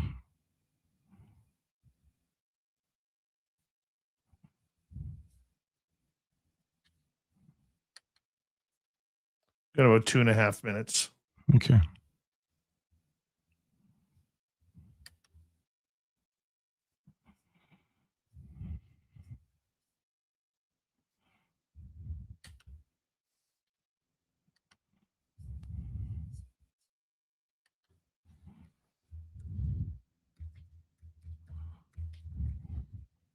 Hello, Resist. How are you tonight?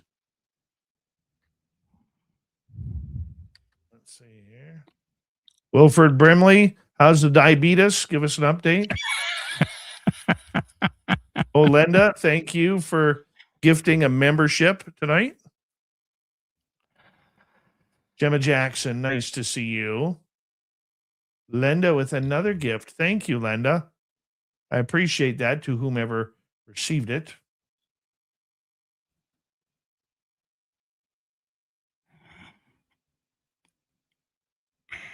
About $1.20.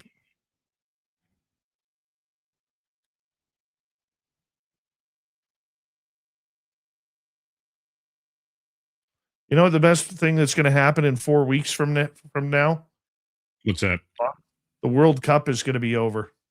Yeah, I'm not much of a football fan. I mean, soccer football fan either, but boy, I'm telling you, some of the comments that I have heard from people that have come over here from Europe is that they, even though all the bad mouthing and everything about the U.S. and all the political crap that's been going on for the past couple of years, people are still astounded at what the United States has to offer. My friend, I love the United States. I haven't fallen for any of that bullshit propaganda at all. At all. Yeah, Not fair. 1 second here.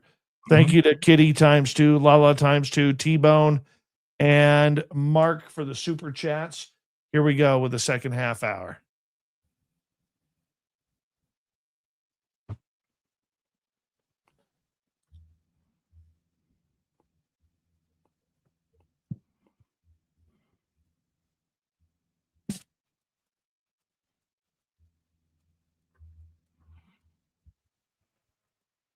We're to the second half of Spaced Out Radio tonight. My name is Dave Scott. We have Lon Strickler from phantomsandmonsters.com as he comes in every month for Strange Days. And we love it when he is here. Lon, thank you so much for joining us tonight. Always a pleasure, Dave. We're going to get into audience questions here. We're going to start off with Caged here, who is asking, is it possible our government is experimenting on animals and crossbreeding and they get out? I even think congressmen are talking alien human hybrid programs. Is it possible? I think anything's possible. We've been hearing about this animal hybrid and government involvement with Bigfoot and other cryptids, the Dr. Moreau syndrome type of thing. Sure, I think it's possible. I've had people contact me about possible scenarios at government facilities for years.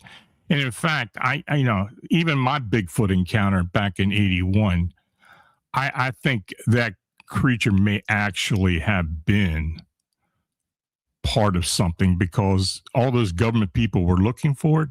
I mean, that whole scenario, that whole story is still not. I still don't have received the answers I that satisfy me with that. And I'm going to talk about that a little bit later when we have when we talk about the disclosure day thing in a bit, because I know there was a question in the chat, but I do believe this. I do believe there may very well be some government involvement in a lot of that. Is the government involvement within the hiding of these creatures that they know about them? Or is it about the fact that they are conducting scientific experimentation on, say, human reptilian hybrids or whatever it might be? I think it may be both, and I think there may be an actual cooperation with these non-human beings or non-terrestrial beings. There's always been a lot of theory about, the Holloman encounter with Eisenhower and some treaties as far as allowing a certain amount of abductions for exchange of technology. I mean, there's no real proof of it. I mean, but the technology that we have enjoyed over the past 50 years or more, is it really man's doing, or is this something that part of a cooperation program that we're involved with? I don't know. But it does seem that our ingenuity has kind of expanded much quicker than you would actually think it would have if there wasn't any type of involvement. I mean, it's a good question to ask, but how much can you really prove? True.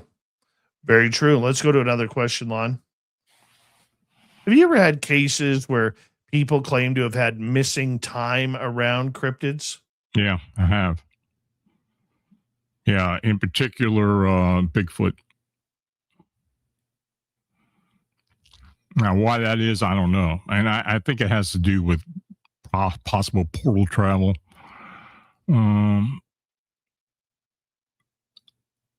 But there have been people who have told me that,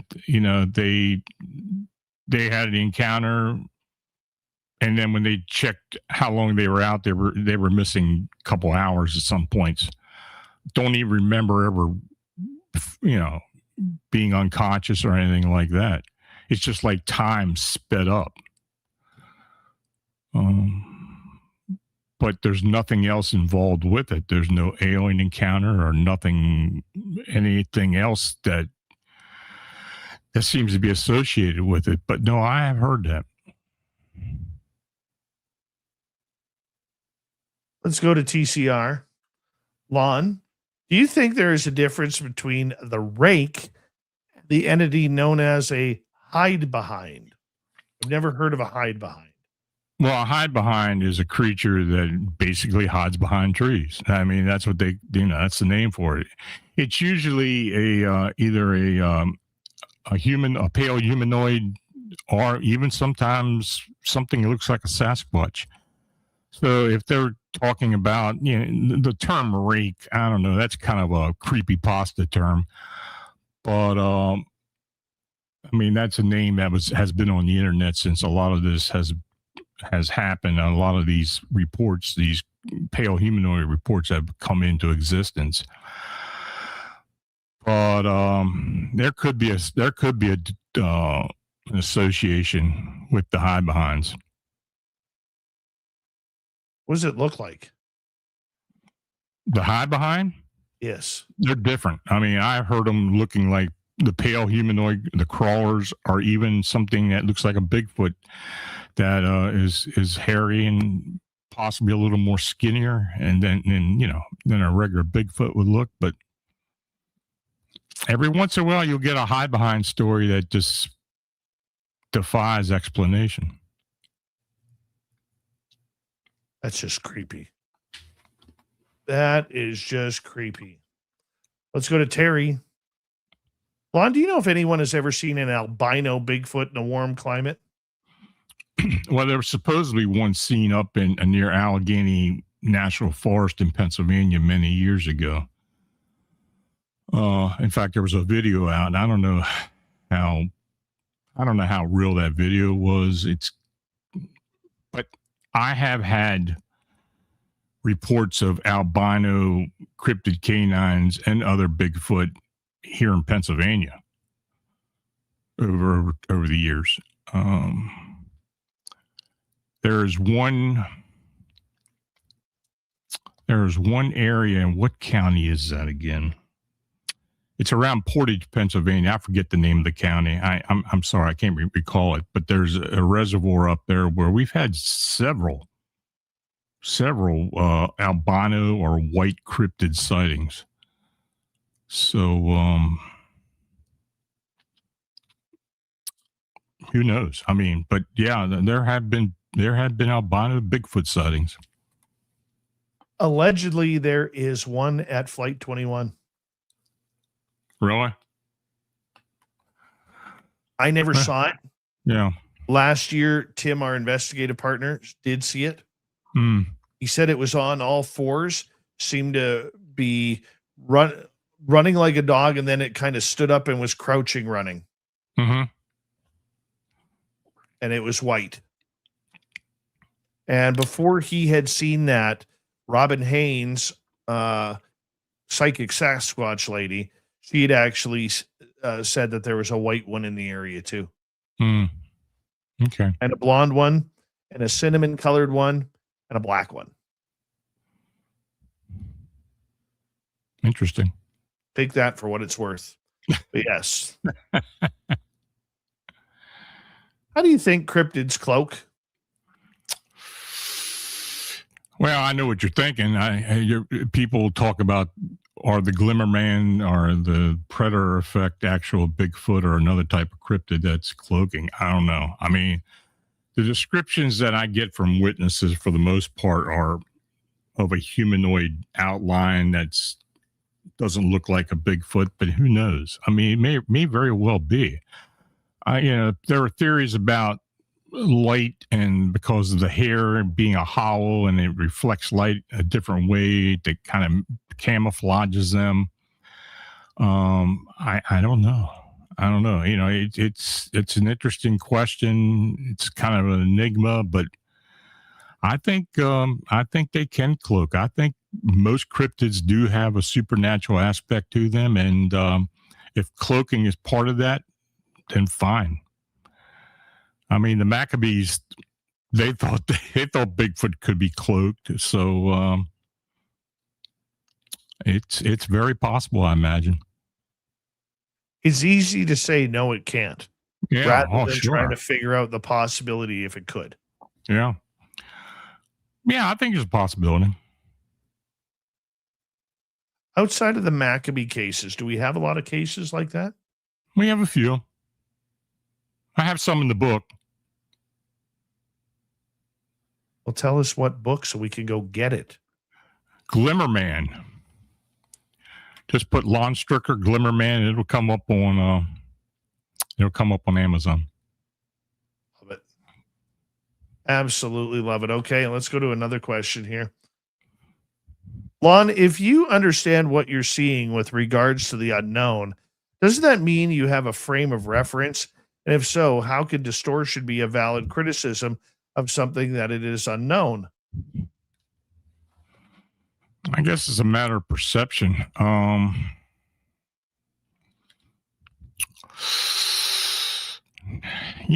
In my case, I don't know. I don't, I still don't completely understand how I'm able to sense things as far as cryptids or spirits and such. It's still a mystery to me. But distortion, I guess it could be a valid criticism. Yeah, I guess it could be. Follow-up question with that one. If you understand what you're seeing, what do you use for reverence? Reverence or reference? I think it's probably reference. I don't know. I mean, I guess it depends on the individual. I mean, I can only reference what I have been shown or what I have sensed or what people have told me. We all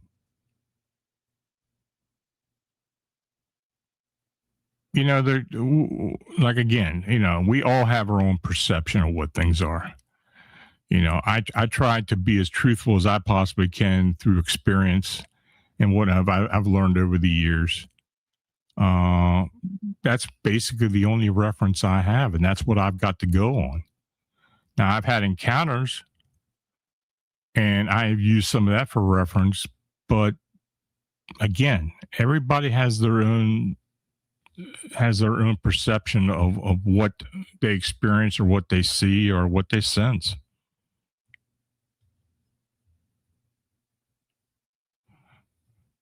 Let's get to a question that you wanted to get to.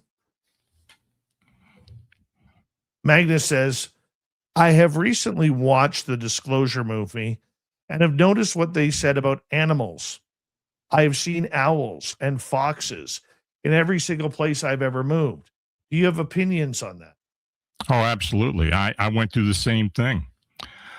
When the year my wife got sick in 2015, and Butch was part of this as well, because I was telling him about it every day. Every time I had an encounter with an owl or saw something referencing an owl, I talked to Mike Cleland about this because he wrote the book about it, The Messengers, where these beings used animals on our plane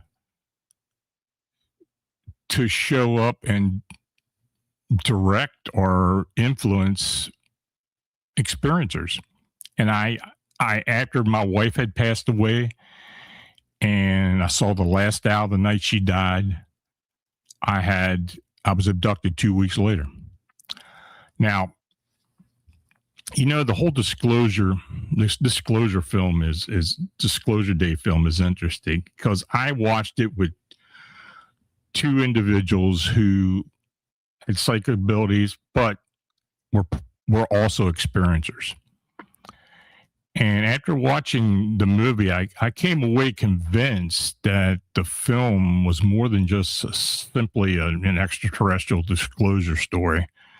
And to me, it felt like a homage to experiencers, particularly those that had been abducted, encountered non-human entities, or even carried memories and emotions that they struggled with for years.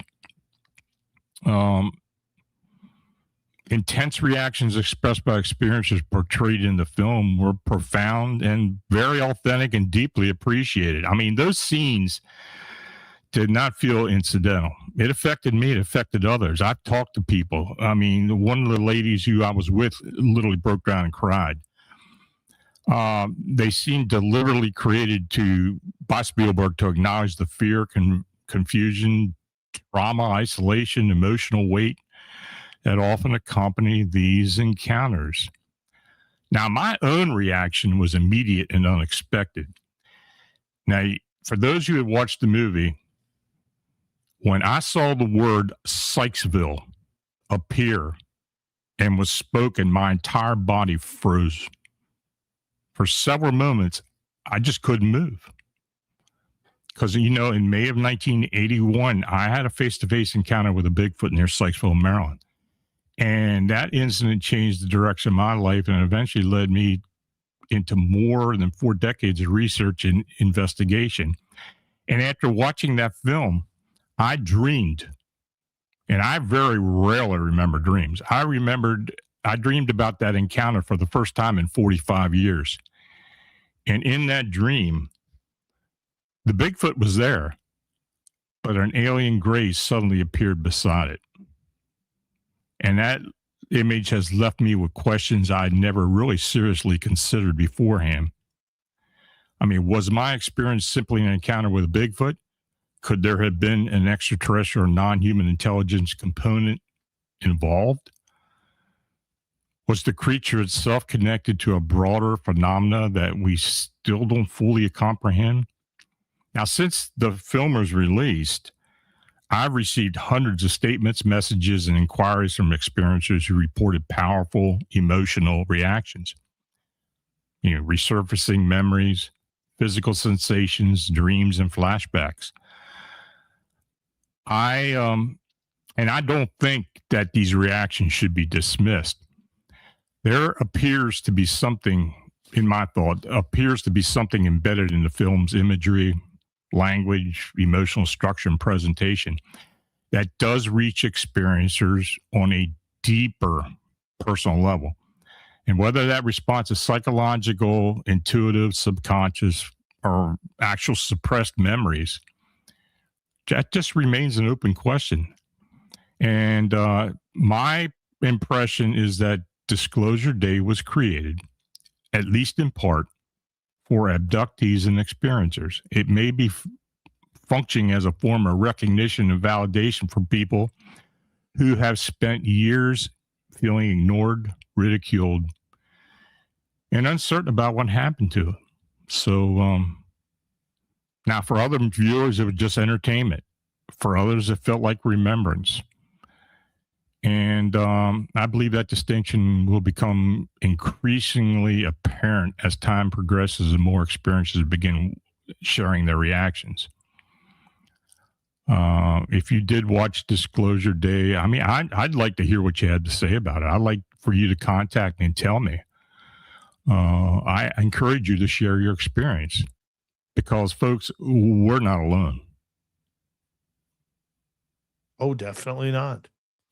Definitely not. And, you know, getting back to the original question, Lon, I'm sure you have had a lot of reports over the years of people who have alien abduction encounters all of a sudden having a lot of very close encounters with owls, with deer, with certain birds, or other of nature's woodlands creatures. Yeah. Oh, I've heard a lot of it.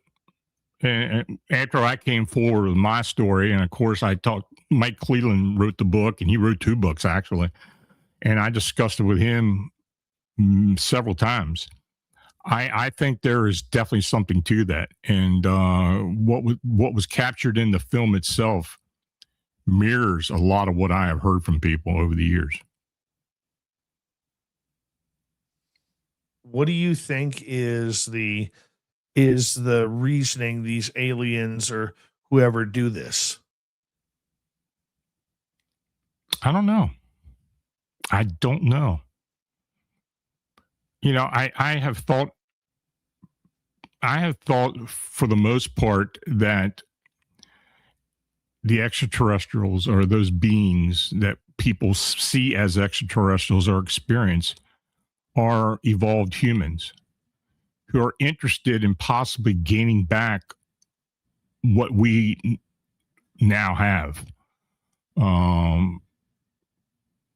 You know, types of psychic abilities, life force, even belief in reincarnation. From experiences who I have talked to who have had encounters with these beings, that simply is something that they don't seem to possess or even understand, and they're very interested into finding out again what they lost. I really do believe there's something to that.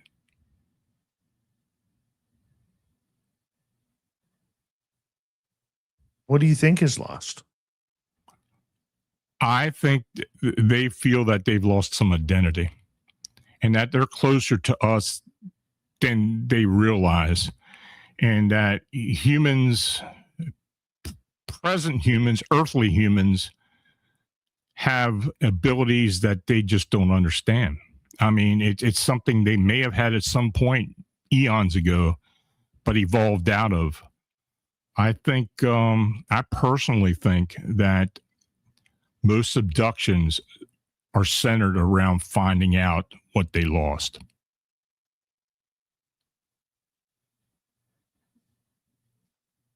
Or what they've gained. Or maybe what they've gained, actually. Yeah, absolutely. Maybe they have something for us. Maybe, you know, maybe the movie itself kind of was a homage to you know, earthly humans finding out what may happen in the future, and how they and us can possibly exist together somehow. It's nice to think about, but is that really true? I don't know. But like I said, we're not alone, and I think there's something to that. And the number of people who I have talked to who have contacted me, and the way they reacted to that film, I mean, it brings up more questions than answers. But I think for those people who have experienced it, I think there's much more deeper thought about why they went through that experience. Lon, we have just under a minute to go with you tonight, and it's always great to get your opinion on these wonderful subjects that we love. If people have an encounter, what should they do? Well, in my instance, if they want to contact me, I'm more than willing to listen to them. If you just go to phantomsandmonsters.com and you go to the report page and just contact me, or my phone number is there on the contact page. If they have questions, if they think I can help them, they want to report something to be put in the record, I'm more than willing to do so. Lon, a big thank you for coming on Spaced Out Radio. We will talk to you next month. Lon's website, phantomsandmonsters.com. Coming up next on Spaced Out Radio, we're going to head to the swamp. Then after that, a very busy UFO report with Grant Baker. You're listening to Spaced Out Radio with your host, Dave Scott.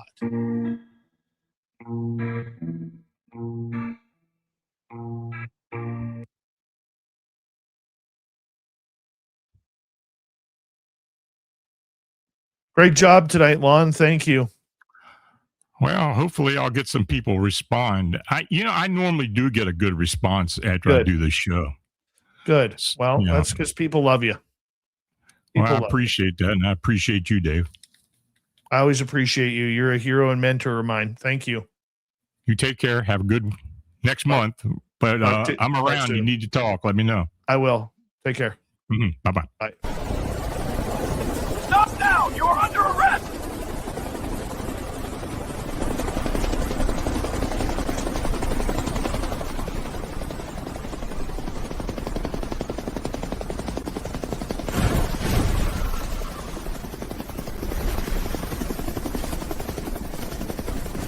Hands up! Don't move! Don't get caught without your Spaced Out Radio merchandise. We have t-shirts, mugs, hoodies, socks, hats, stickers, and so much more. Whatever you're looking for, we have you covered. Why just be a fan of the paranormal when you can look the part? We don't have ugly merch, folks. Check out the Spaced Out Radio store. Find the link in the description below.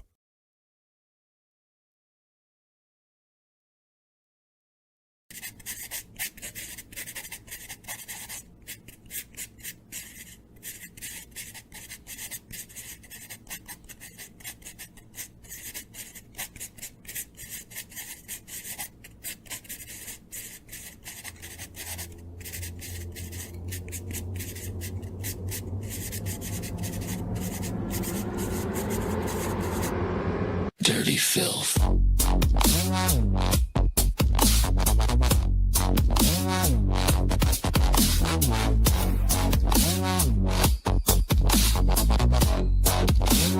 Dirty filth.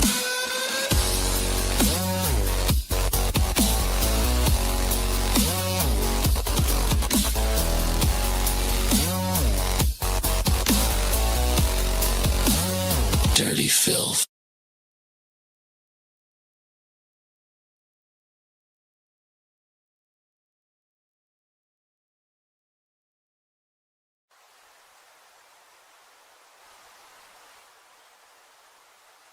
Object is heading north 045 degrees. It's definitely not a plane.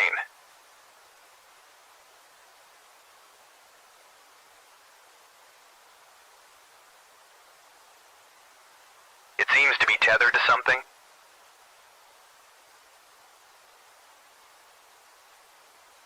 Is that a banner, Joe? Caribou Con. Does anyone know what Caribou Con is? Caribou Con, one of the BC Caribou region's best-kept secrets. Until now. Join our panel of renowned paranormal experts for a weekend of fun and intriguing presentations. Go to cariboucon.com to book or inquire now.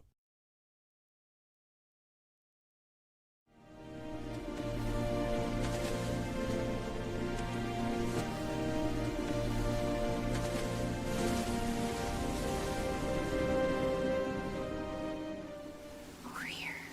Look at this.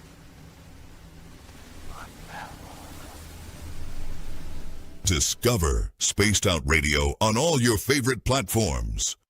We're live every single night with the best in UFOs, cryptids, paranormal, and the unexplained. And you can find us on all your favorite platforms. Head over to Instagram for behind the scenes and daily weirdness, TikTok for quick mind-bending clips, Facebook for community discussions, and X for real-time updates and hot takes.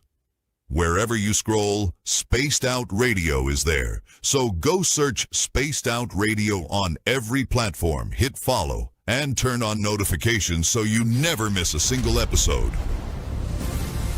The weird is waiting. See you there.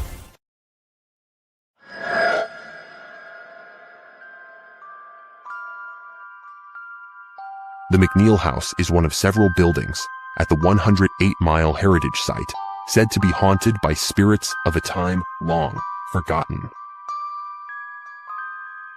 But would you stay the night? Along with guided ghost tours and paranormal investigations, Haunted 108 is offering a chance to spend the entire night inside the historic McNeil House by booking one of our B&B style sleepovers, where you can experience the hauntings firsthand, meet the resident ghost cat, and witness unusual activity.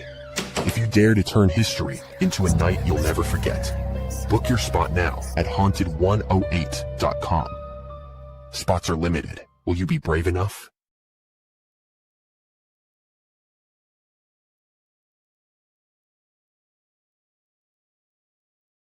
All right, let's bring in Grant. There he is. Look how handsome he looks today. Oh, yeah. How you doing, buddy? Doing all right. How you doing, bud? Good. Thurston Howell III, how are you? Nice to see you. He's been getting the band warmed up for the end of the show. Thank you, buddy. Thank you tonight to our super chatters, Mark, T-Bone, Kitty ×2, and Lala ×2. Greatly appreciate it. We're coming back in 5 seconds. Swamp Dweller is just under 6 minutes.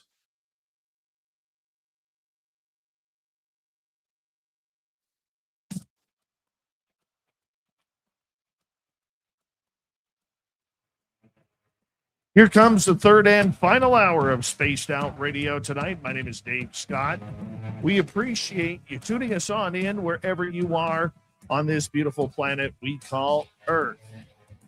Hi to everyone listening in on our terrestrial affiliates around North America, digitally on every major podcast network, our website, spacedoutradio.com. We have a plethora of features for you. Rock out to Bumblefoot, read the Newswire, check out our swag as well. You can follow us on X at Spaced Out Radio, Instagram at Spaced Out Radio Show, and on Patreon in the Space Travelers Club. The Desert Clam has set the password for tonight in the SOR Space Travelers Club. It is Uranophobia. Uranophobia is your password. Use it wisely, Space Travelers, as the Clam sets the password each and every night right here on Spaced Out Radio. Let's head to the swamp. Hello and welcome to Spaced Out Radio's Swamp. I'm Swamp Dweller, and tonight I'm going to take you on a mystic journey of the unknown, sharing tales of monsters, legends, and nightmares. Welcome to the Spaced Out Radio Swamp. This isn't the most impressive, scary thing that's happened to me, but it's definitely spooky and unexplainable. Since I'm sort of reliving these stories, I figured I might as well write about them and get them out there. As a teen, we're talking probably around 1996 here, me and a few friends went through that let's go ghost hunting phase. On this particular night, there were 3 of us. We had heard stories about the ghost on Angelica Lake, which is a small park with a lake near Reading, Pennsylvania. If you've ever seen Avatar: The Last Airbender, then you've seen this lake. Shyamalan shot the scenes at the lake where the kid is bending water. Anyway, we drove to Angelica Lake at around 8 p.m. or so. It was summer, and the sun hadn't fully gone down yet. I remember we waited there from dusk until it was full dark around 9 p.m. or so. The 3 of us walked around the lake hoping to see something manifest out of the water. But unfortunately, nothing ever happened. We didn't hang out long, so it was roughly 10 p.m. when we decided to move on. The next stop was called Spook Lane, located 25 minutes away in a rural town called Oley, Pennsylvania. This road was another urban legend everyone in the area had heard about. But this is where things really started getting weird that night. We arrived at Spook Lane. You can actually Google it if you want to. Sometime around 11 p.m. We didn't stop anywhere along the way. We just left Angelica Lake and drove right there. Now it's called Spook Lane, and the road is really named that. But I've since tried to locate the exact spot where this happened. I don't think the road is technically called Spook Lane, but rather a road that connects to it. Anyway, for the sake of the story, and given that Google Maps didn't exist way back then, to everyone involved, we were on Spook Lane. Keep in mind that this area is way out in the sticks. There are acres of agricultural land, but also heavily wooded areas. Along this road are several really old busted up vacant houses from like the 1800s. They're in total disrepair and crumbling in on themselves. From the outside looking in, they're quintessential haunted houses. Teens had long visited this area and added graffiti, pentagrams, etc., like dumb stuff teens do to already scary locations to help make them scarier, I guess. We drive down Spook Lane and the area turns from rural, where there are a few houses here and there, to heavy woods. My buddy who is driving points out one of the scary-looking houses on the left side of the road and said that there is always a light in one of the upper windows, but as you can see, the house is totally broken down and vacant, so what is causing the light? You know, that kind of spooky thing. Well, this night there was indeed a light in the window. He also says that some kind of spirit takes over your car when you're out there, so you can't get away. The rest of us just shrugged this off at the time. We keep driving maybe 2,000 feet and come to an area where there's two broken down spooky houses across the street from each other. So we stop and get out. Of course, there's broken furniture in the front yards, graffiti, melted candle wax from previous teens, etc. We decide to go into one of the houses, the one that looked kind of stable and safe. Well, as safe as they could be. We looked around and go to the back door. There are woods and basically nothing out there but acres and acres of trees. Then all of a sudden, we can hear a distant dog bark, then another. Then several dogs are going absolutely crazy in the distance. Then we hear something large charging towards us. It wasn't a dog because their barks didn't get louder, and whatever this thing was sounded real big. The ground actually felt like thuds. So of course, we came looking for thrills and a scare, and we got it. We hightail it back to the car and jump in. No idea what is coming at us, but we were not sticking around to find out. My buddy starts the car and we take off in the direction we came. But after a few hundred feet, the car slows down. I'm sitting shotgun and I'm yelling to my friend to get us the heck out of here, but the car won't go faster than like 10 miles per hour. I tell him to smash the gas pedal, and I watch him do it, but the car will not speed up. I make sure his other foot is on the brake pedal, and it's not. I make sure the car is in drive, and it is. He's smashing the pedal down, and the car doesn't even rev. It just creeps along at 10 miles per hour, or whatever slow speed. It was going the same speed the whole way down the road until we got to that old creepy house with the light in the upper window, and crossed beyond it. Then all of a sudden, the car just takes off because my friend's foot was smashed down on the floor the whole time. There wasn't much real physical proof of this being anything more than urban legends, active imaginations, and a crappy car. So I don't know what to chalk it up as.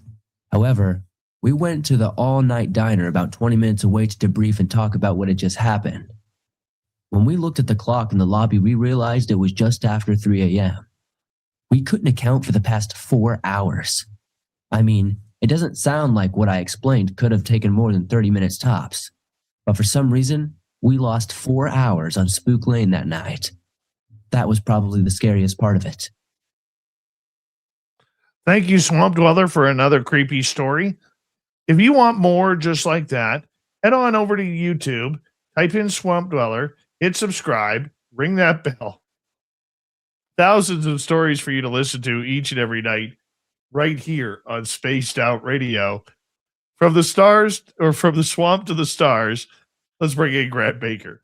Staring at the stars tonight. There's no shining in the sky. Grant's got the stories breaking through. What hidden now comes into view. From distant lights to secret files, mystery threats of mountain miles. Revealed. Every signal slowly peeled. So tune in close, don't miss the facts. UFO facts, we've got your backs.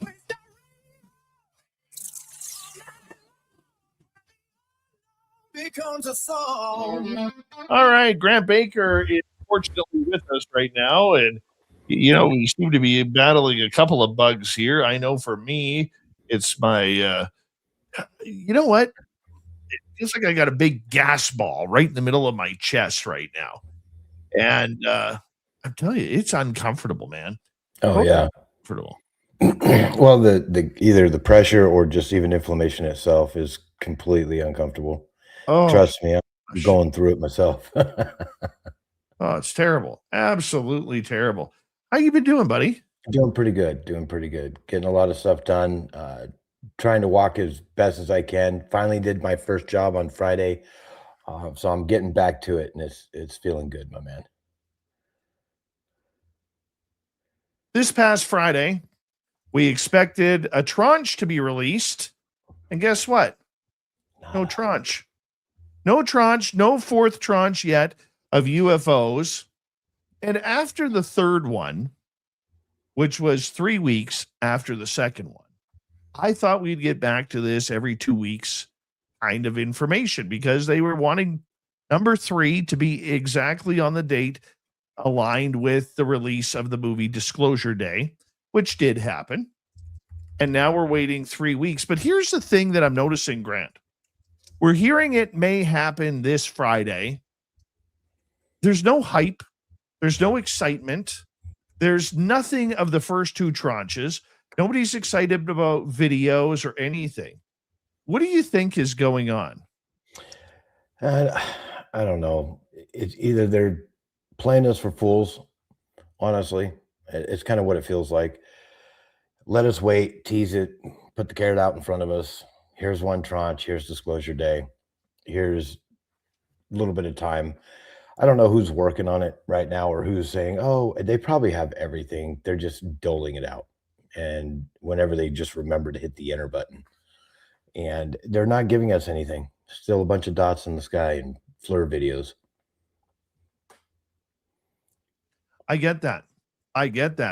And I was talking to a couple of people, including Courtney Marcassani, who will be our guest in a couple of nights' time. And one of the things that we were talking about is whether or not that third tranche being as disappointing as it was when you saw AI renderings of encounters, both in photo form and video form, along with a Walter Cronkite released interview, which has nothing to do with UFO files at all, where he interviewed NASA astronauts. It's really wondersome, Grant, on whether that last tranche could have been a start to the end of this whole thing. Mm-hmm. Now, I know we've heard Lou Elizondo, we've heard David Grush, we've heard Tim Burchett, we've heard Eric Burleson.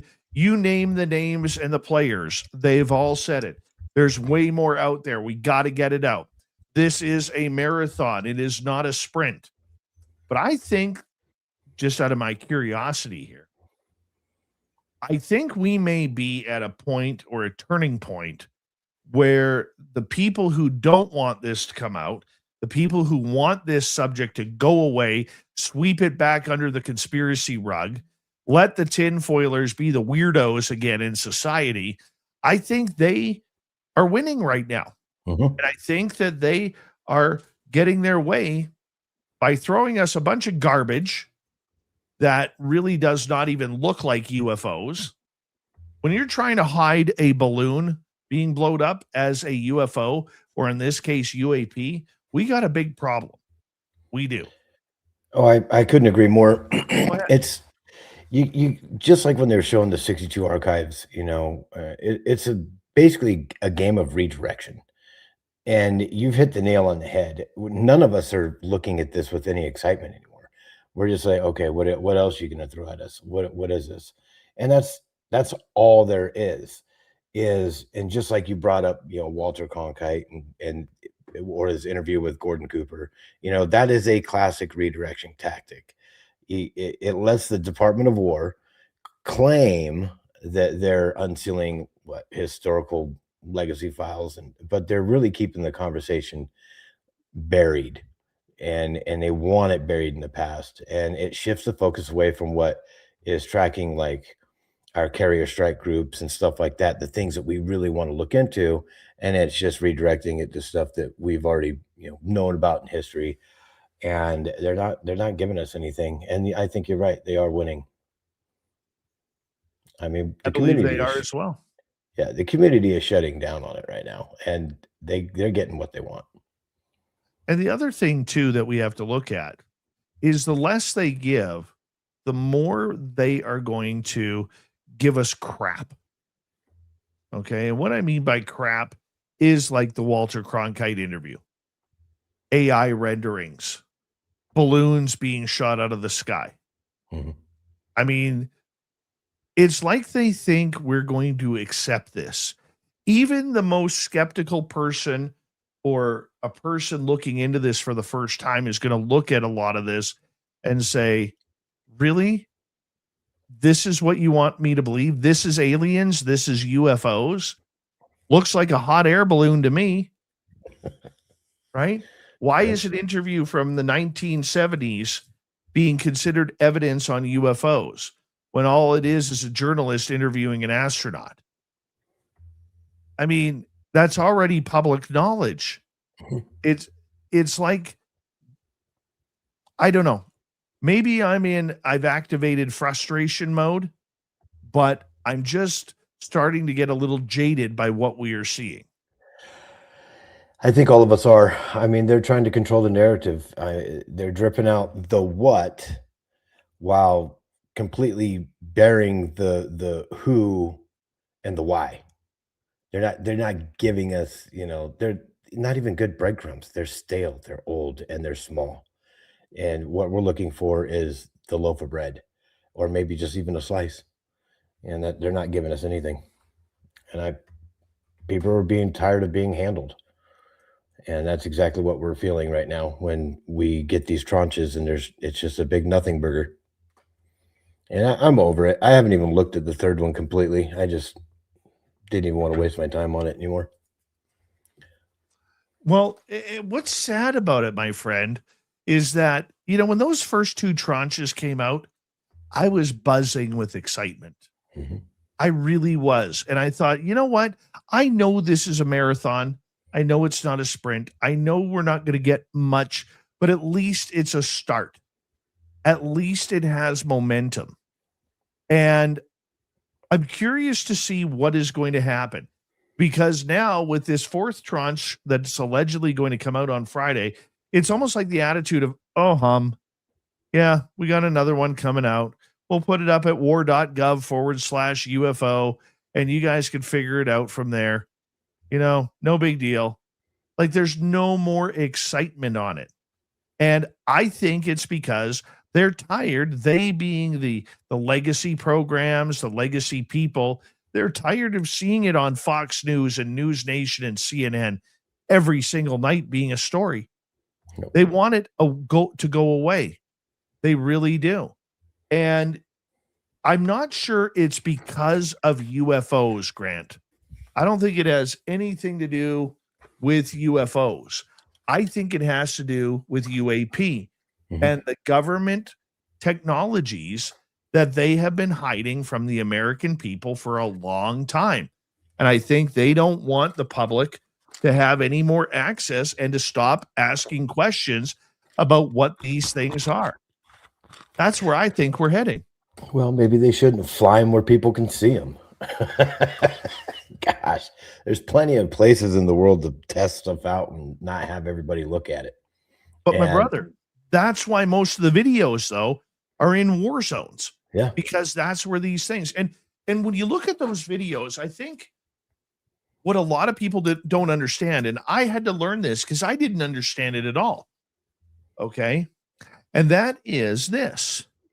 I thought when the American military flew something, they all knew about it.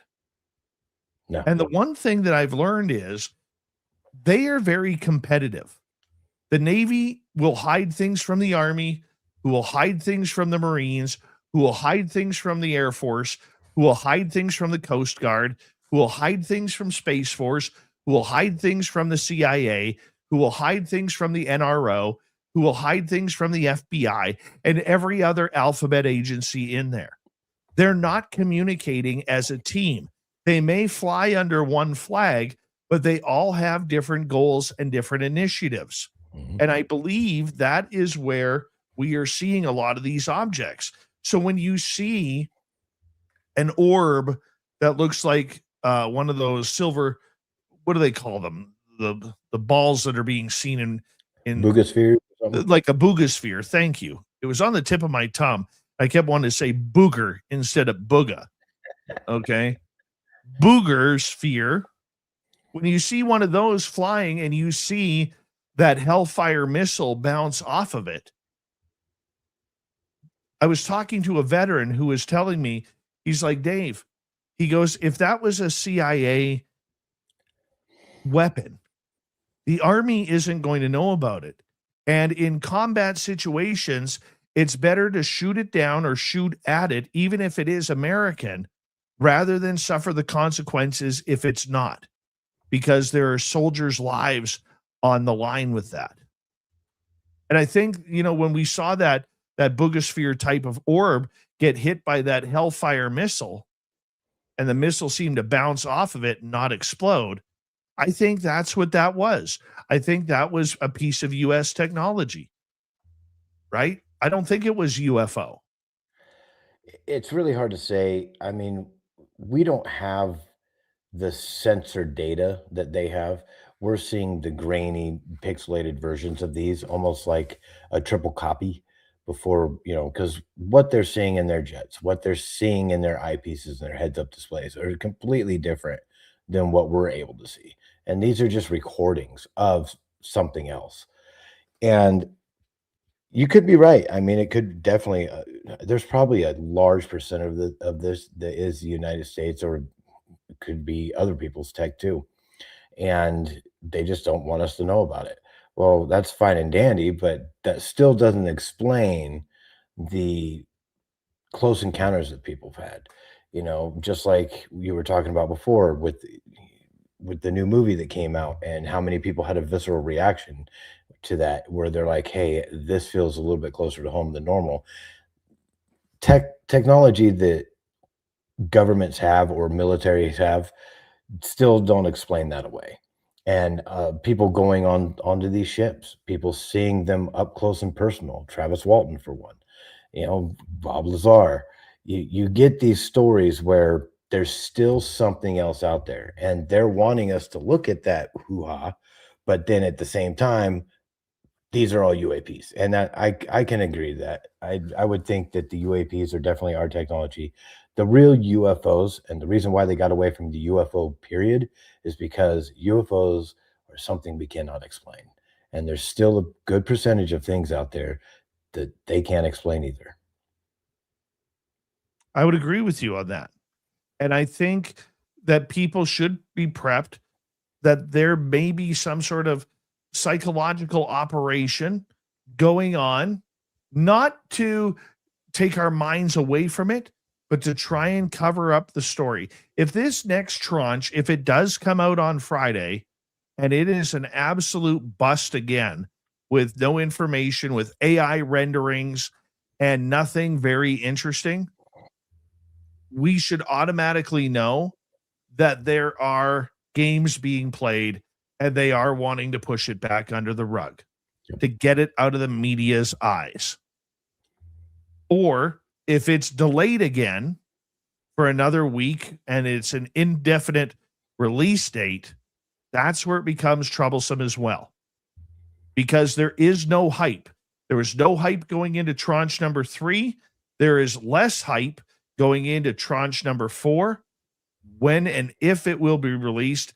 And that is something to be concerned about if you're wanting to know what is happening with the UFO story.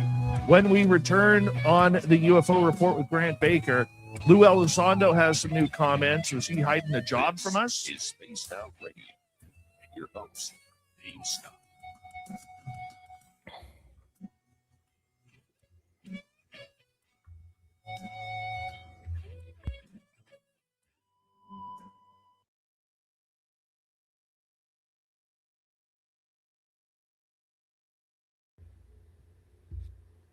All right, we're clear. Oh, goodness. Yeah, did you read my messenger message to you?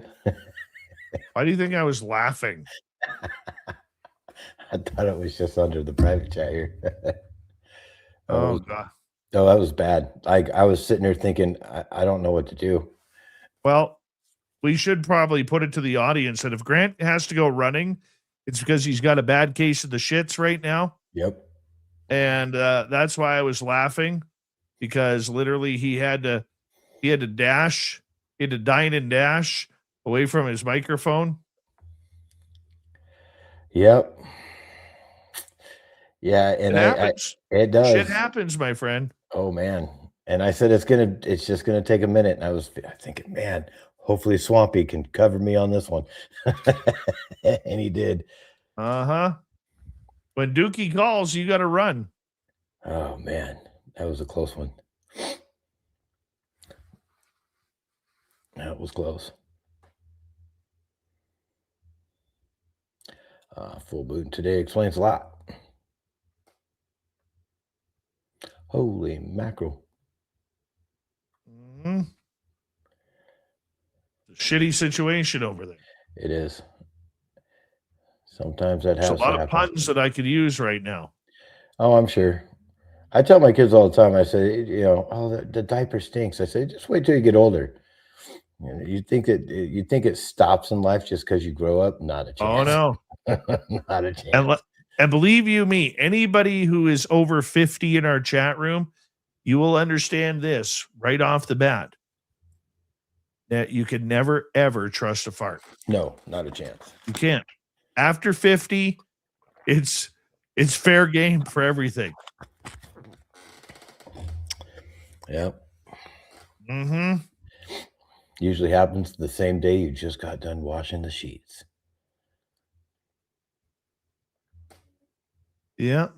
That's why I look white tonight. Thanks. Don't eat Taco Bell before going on air, says Deborah D. If Taco Bell was even close by, I would be pigging out on Taco Bell right now. Yep. Mine was noodles, really spicy noodles. I can't remember the name of that place, but I knew after I ate it, I was like, uh-oh, this isn't going to be good. Mm-hmm. Got that right. After tonight's show, I will be on with Walter M. Sterling on WABC for the other side of midnight. Make sure you check it on out. Oh, that reminds me. Let me keep my internet on past midnight. My son went home, so now I can turn my internet on all day. So I took my dad out in the forest yesterday. You leave him there or what? No, I brought him home. Okay. I'm trying to find him a bull moose. Ooh. Right? He wants to see a bull moose in the wild. We got wild horses, which if anybody remembers from the first season of Secrets of the Forest, if you watched it, we caught that video of that black wild horse running down the path at night. He got a girlfriend now, and she's beautiful. We were watching him and her feed together in a field yesterday. Oh, that's killer. It was gorgeous. It was absolutely gorgeous. And we scared the crap out of a bear. Came around this corner, and this bear was foraging in the grass right in the corner. And all of a sudden, he shot up, and his dirty ass was running down the road. Then he cuts across the road and up an embankment underneath the fence. He was gone. It was like he saw FAP in the chat room, just scared him that badly. Saw a couple sandhill cranes. They're big. Yeah, they are. Some deer. Canadian cobra chickens. Cobra chickens? Call them dump chickens. Those are our Canadian Air Force there. Yeah. Thank you tonight to T-Bone ×2, Kitty Caddywhack ×2, Lala ×2, and Mark for the great super chats. Greatly appreciate your love and support of Spaced Out Radio. And we're coming back in 5 seconds.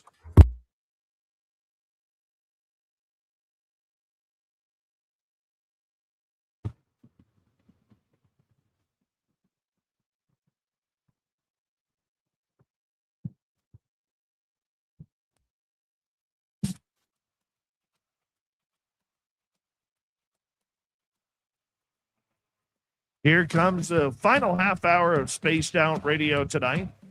My name is Dave Scott. We appreciate you tuning us on in wherever you are on this beautiful planet we call. Grant Baker, the UFO Report, coming at you. Now, Ross Coulthart has always been on the side of Lou Elizondo, the News Nation UFO reporter, has been a big stalwart for the work Elizondo has done in bringing the UFO/UAP story out. But Elizondo and him are kind of at a tete-a-tete right now. I'm sure it's friendly, but they're disagreeing right now. What happened, Grant? So here's a breakdown of what happened. Lou Elizondo responds to allegations from Ross Coulthart, where he's worked for legacy UFO programs controlling the disclosure narrative. And so he's basically saying that he's still working for him. But then Luz fires back and says, I find it interesting just weeks ago, according to some on social media, I had nothing to do with the Pentagon or UFOs. And now I ran everything with the legacy program. I'm not sure where he's getting his information. So there's a contradiction here, because in his quote, Lou Elizondo is saying he was a former head of the Pentagon's ATIP UFO program. And he's firing back at Ross, essentially calling him out on major contradictions. The contradiction is he points out that his critics constantly shift the goalpost. This is 1 week in social media. Skeptics claim he was a nobody who never ran a real Pentagon UFO program. Remember that back in the day? Yes. The next week, prominent figures are claiming he is a massive, powerful puppet master orchestrating a government cover-up. Wow, I'm getting whiplash here. And the defense, and this is by him saying, I'm not sure where he's getting his information from, Lou Elizondo is subtly undermining Coulthart's journalistic credibility as well on this, and calling it baseless gossip rather than solid investigative reporting. So I don't know if anybody understands. I mean, to explain to anybody that's listening, what Coulthart's really alleging is the legacy program. This refers to the alleged highly classified, decades-old deep black government programs that supposedly handle crash UFOs and retrievals and reverse engineerings. And then there's a narrative control there as well. But Coulthart is always suggesting that Lou Elizondo isn't a true rogue whistleblower. Instead, the theory goes that Lou Elizondo is actually working for the government gatekeepers to leak information on purpose, or slow feeding it to the public as a sanitized version of the truth to protect their deepest secrets. So that is exactly what's going on here. Well, here's the interesting part about it. I've always thought that Elizondo has ran the program. Mm-hmm. I always wondered how deep he was in. One of the people who control the puppets is a gentleman by the name of Hal Puthoff.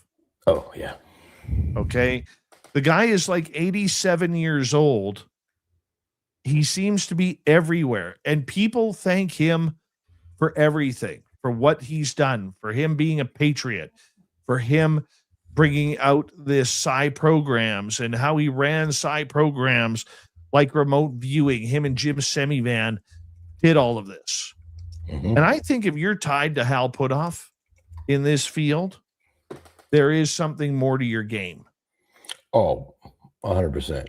Hal is a force to be reckoned with. The guy has an incredible history and just the fantastic stories. And I'm talking, you want to talk sci-fi, that guy's, if you put Hal Puthoff in a movie or just made a movie about him, it would be a great flick. The guy's amazing. And really though, I mean, you got To the Stars connections there, the legacy programs, you know, there's all kinds of stuff, you know, when it comes to Lou Elizondo and Hal Puthoff, and your first initial thought that Lou Elizondo was not only leading some of this or in the manager seat at least, I think you're right. And he said it before, you know, he was part of the ATIP program, but I do believe that he has been, what is it? What do they call it when they show you more introduced, or they've been, I forgot the technical term that they always say it, but he's been around, and I think he's seen a lot more than what he's given out. I really do. Has he been the powerhouse that was in charge of everything? I don't know if I believe that. But is he reserving or keeping a lot of the truth close to the chest? Yes, in my opinion. If you want to have a congressional hearing, stop with the guys on the front. Okay, stop with the pawns. Let's get to the knights, the bishops. Okay. If we're looking at chess, let's get to the real story here. Okay. Mm-hmm. And let's start bringing in the people like Hal Puthoff, like Jim Semivan, John Alexander, and many others who are at the age where any day they may no longer be with us. But their brains are full of top secret information regarding these subjects. Everything from UFOs to remote viewing and astral travel. They know it all. I mean, if you've never seen the movie with George Clooney, Men Who Stare at Goats, one of the characters is allegedly supposed to be John Alexander, and another one in that movie is supposed to be Hal Puthoff. I've heard that before by a few different. I actually asked John Alexander about that one day, and he's like, yeah, apparently one of these are me. They never talked to me about it, but yeah, apparently one of the characters is supposed to be me. That's kind of cool. Yeah. He's like, I guess. Absolutely. He had a good laugh at that as well. But, you know, we get to it, Grant, and if Elizondo is part of the legacy program, he needs to answer for that. Oh, yeah. He does. Absolutely. Right? But we also have to remember he's an intelligence agent. Counter-espionage is his specialty. He'll give you the truth, but what is the truth? Yep. So, and giving partial truth is not the full, you know, if you give somebody a partial truth or you use terminologies or take things slightly out of context, you might be telling the truth, but hiding so much more behind it. And so I think a lot of these people need to answer for a lot of the things they've been withholding. I would love to talk to Hal Puthoff though, and just sit down with him, sign an NDA and learn everything the guy has to know. It'd be great. what else you got for us tonight? So here's a good one. You know Eric Burleson? Yes. All right. So Eric Burleson testifies, and this is a really interesting. So it's an independent UAP records review board to shatter 80-year NHI, or non-human intelligence secrecy. Says Representative Eric Burleson testified before the House Rules Committee pushing his bipartisan UAP Disclosure Act Amendment number 1044 to the FY 2027 NDAA. The bill would create a powerful, independent, 9-member UAP Records Review Board, like JFK style, establish a National Archive UAP collection, would ban destruction of records on UAP, unknown origin tech, and non-human intelligence, and force agencies to hand everything over with strict timelines, 300-day agency reviews, public access in 30 to 180 days, and mandatory disclosure within 25 years unless the president certifies otherwise. This builds directly on Grush-era whistleblower claims of crash retrieval programs, biologics, and reverse engineering ops hidden for decades in contractor black sites, claims Burleson himself he called credible and tied to specific facilities. So, wow. I mean, that's aggressive. He's also aggressively pushing this, and it's for anybody that wants to read this, they can go out and look it up their own on. But honestly, this is amendment to the National Defense Authorization Act, the NDAA. That's what NDAA means. So, here's the 4 biggest pillars of the bill. The 9-member independent review. This is modeled exactly after the 1992 JFK Assassination Record Review Board. That's exactly what this is modeled behind. This means an independent panel of experts, not Pentagon bureaucrats, gets to look at the files and decide what is safe to show the public. That's numero uno. Then the destruction ban one that's right here, it makes it explicitly illegal for any agency or private defense contractor or the private sector, period, to alter or hide or even destroy any files regarding UAPs, UFOs, or unknown origin technology, anything that has to do with NHI, non-human intelligence. And then here's the clock is ticking, the strict timelines. So having a 300-day to review and organize our files and then hand it over to the public within 30 to 180 days after that, I mean, it's still a year, but or give or take year and a half. I mean, that'd be great if that would get pushed through, but I don't know if they would actually give it to us. And then the 25-year drop deadline, that one's got me a little bit fuzzled because I know that they can classify things up to 90 or 100 years. And so here it says every single UAP record must be fully disclosed to the public 25 years after its creation. That would mean we would have 3 of those after Roswell. So I just want this to hit home for anybody that's listening to us, because the whistleblower connection, this is kind of a big one. This bill is designed specifically to crack open the alleged black sites. This is what it's doing, and this is what was mentioned by David Grush, who he was a whistleblower.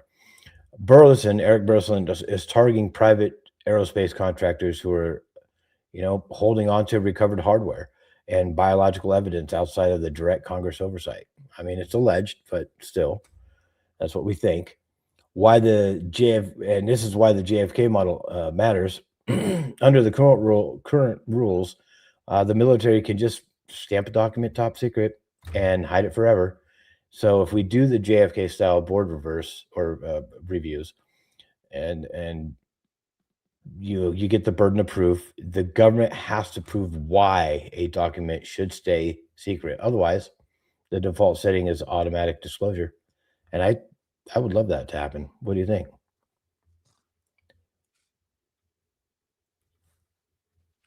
I think there's a lot of bluster. I think that he's saying all the right things, but when do we get to see it happen? There's no timeline on when we actually get to see it happen. And he's one voice. We have to remember one thing here, Grant, when it comes to Burleson, Burchett, Luna, and a few others in this field. They aren't the most highest ranking Congress people out there. Mm-mm. They don't have a lot of pull. Okay. Now, Burchett gets a lot of play because he's not afraid to step in front of any camera. There's an media camera he doesn't love. Okay. And God bless him for it because he keeps the UFO subject right in the middle of the forefront where it should be, a top-notch story. But at some point, these politicians have to say, enough of what needs to happen. Let's get to it. You can talk about doing things all day long, but if you never get them done, the procrastination makes people lose interest. Yes. And on top of that, you also have to, you got to think that submitting an amendment to the rules that is actually kind of a major hurdle. Like, this is a huge step because for this to become law, it has to survive the NDAA conference, or there's a conferencing process that they go through, and the House Senate, or the House and the Senate, like, just to get it pushed through all of those. And these are, I don't know how they're going to get it through there. And most of this has been talked about behind closed doors, but in order to get it through those hurdles alone is going to take quite a bit. What else you got for us tonight? I got a raccoon trying to get into my house. Is that what that sound was? Yep. Trying to go through the doggy door. They do it all the time. I don't understand it.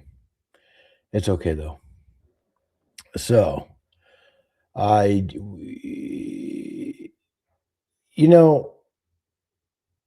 Jake Barber and Skywatcher? Yes. So Jake Barber and Skywatcher were part of an extremely controlled attempt by factions within the CIA and DIA to disclose information. When they saw that it wasn't working, they withdrew and the group was dissolved. So let's take that and break that down for people. So Jake Barber, I don't know, for anybody that's listening, is a prominent UAP whistleblower and U.S. Air Force veteran. He made major waves in late 2024 and early 25, notably on News Nation and with journalist Ross Colhart, claiming he had direct knowledge of and involvement in secret government UAP crash retrievals and reverse engineering programs. Skywatcher refers to the high-profile Skywatcher documentary project and research initiative. It brought together big names and insiders, scientists, and whistleblowers like Dr. Gary Nolan, Colonel Carl Nell, David Grush, to track, film, and allegedly even summon UAPs to study them using scientific equipment. And then you have the spooks, the CIA, DIA. Hi, guys, if you're listening. The Central Intelligence Agency and Defense Intelligence Agency in UAP lore. These two agencies are often depicted as the gatekeepers of the legacy program, holding the real data on non-human intelligence. So, making sure they didn't come in. An extremely controlled attempt to disclose information. This implies that the government has sudden transparency. Well, they say they have since 2017. And that's when the Pentagon released, the videos. Congress holding UAP hearing, this wasn't accidental. It claims a specific faction within the CIA and DIA wanted to slowly leak the truth to the public, a process often called controlled disclosure. They use figures like Barber and platforms like Skywatcher as the pipelines to test the waters. Some people even think that that's what happened with Bob Lazar, that he was just shown just enough. And so when they saw that it wasn't working, and what does that mean? I think it means one of two things, and it could mean more net, or at least two things in the intel world. It's either public didn't care enough, lack of interest, or more likely the encounter fractions within the government, the hardliners who want 100% secrecy, which is who we're all fighting right now. They actually blocked or successfully blocked classified documents or push back against the leak and basically stop the effort. So that's when they gave up. And this is kind of a dramatic climax, but it suggests that because of internal deep state warfare or a failed public rollout, the White House, or the White Hat, sorry, pulling the strings, abandoned the project and pulled their funding protection and left the whistleblowers out in the cold. I heard a little bit different. Oh, what'd you get? I heard that there was a lot of ego. You're right, there was a lot of government people who were saying, shut the hell up. But this was about money.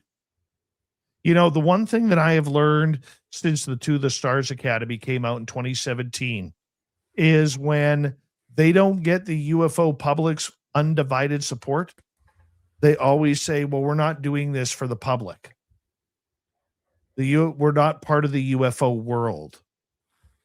And every group that has said, who's come in to try and be blustery with the UFO subject, has failed because they bite the hand that feeds them, changing all the names of UFOs to make themselves look bigger and more profound, creating what they called psionics, which everybody in the UFO world had been doing, CE5, heist, summoning, whatever you want to call it.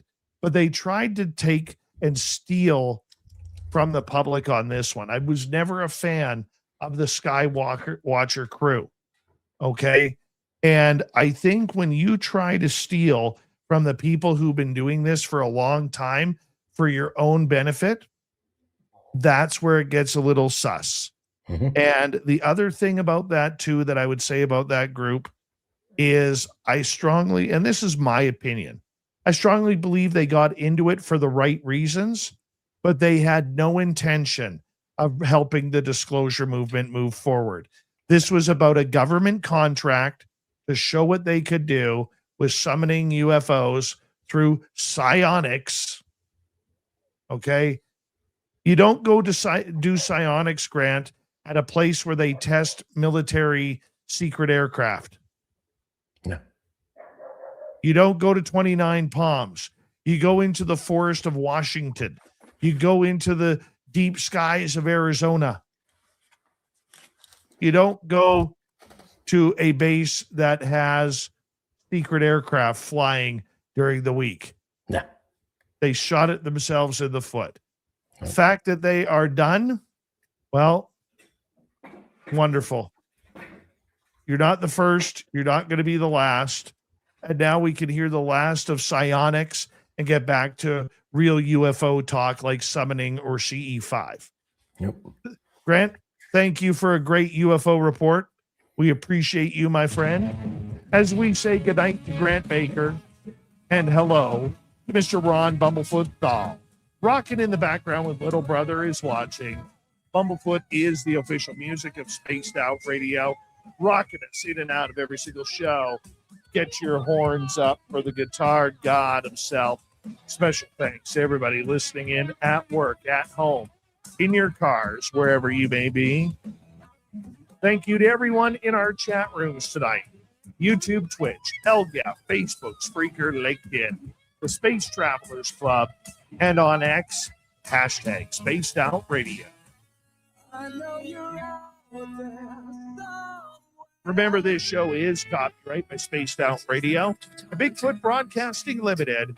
Thank you so much for choosing to share your evening with us, because together, my friends, We're watching.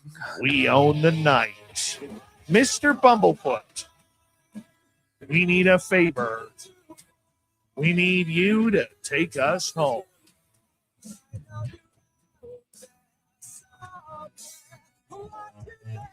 Yes, the Woo Train has docked for the night, but soon, my friends, we shall ride again. Seats are always available. Your tickets never expire. And if you want to bring a friend, like I bring Grant around all the time, we've got room for them too. Good night, everybody.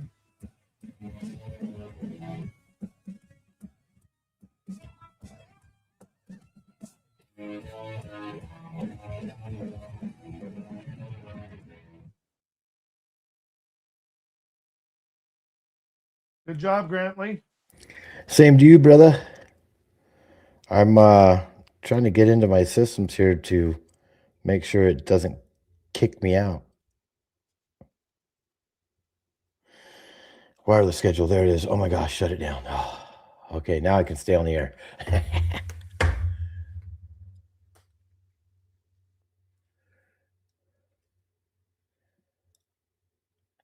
I made Dave share turn around. Anybody remember the paper falling out of the guitar? What? Oh, that paper that fell out of the guitar? The note? Yeah. What about it? Oh, he reminded me of it. I made Dave Shard turn around. From Ethereal Aura. Holy mackerel, dude. All right. Tomorrow night on the show, Timothy Renner is going to be with us to talk about Pennsylvania folklore. That's going to be fun. We're going to like that.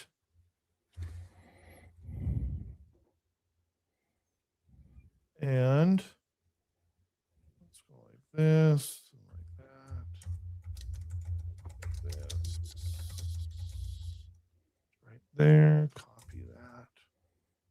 And let's go like this because that should be there. I know. Thank you to T-Bone times 2, Kitty Cattywhack times 2. And who else? What's taking you so long? Usually done by now. Voila times 2. And Mike for the super chats. Don't forget to leave us a comment after the show. Tell us what you think about tonight. Yeah, it helps.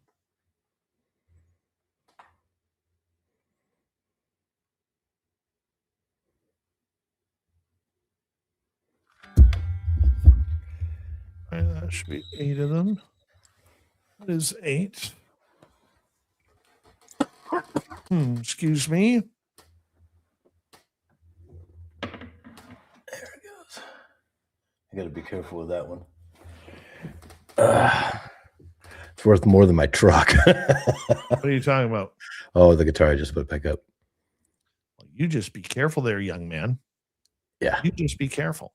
Between the blue one and this one right here, those two right there, I could buy a really nice car just for those two. Ugh.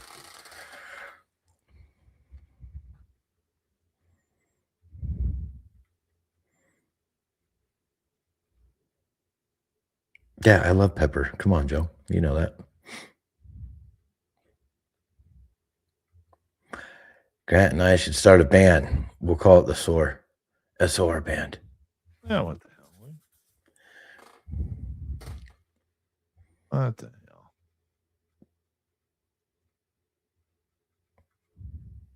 All right, let's get a title here.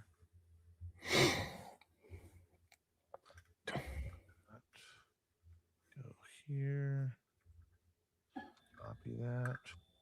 Save that. I'm surprised they haven't rang in yet. All right, we're good there. Let's go here. And for the rest of you, we will see you tomorrow night with Timothy Renner. I'm going to wait for the phone to ring. We'll see you over on the Red Apple Audio Network, WABC, with Walter M. Sterling. And we will talk to you tomorrow night, everybody. Much love, and thank you for being awesome. Don't forget to leave a comment after the show.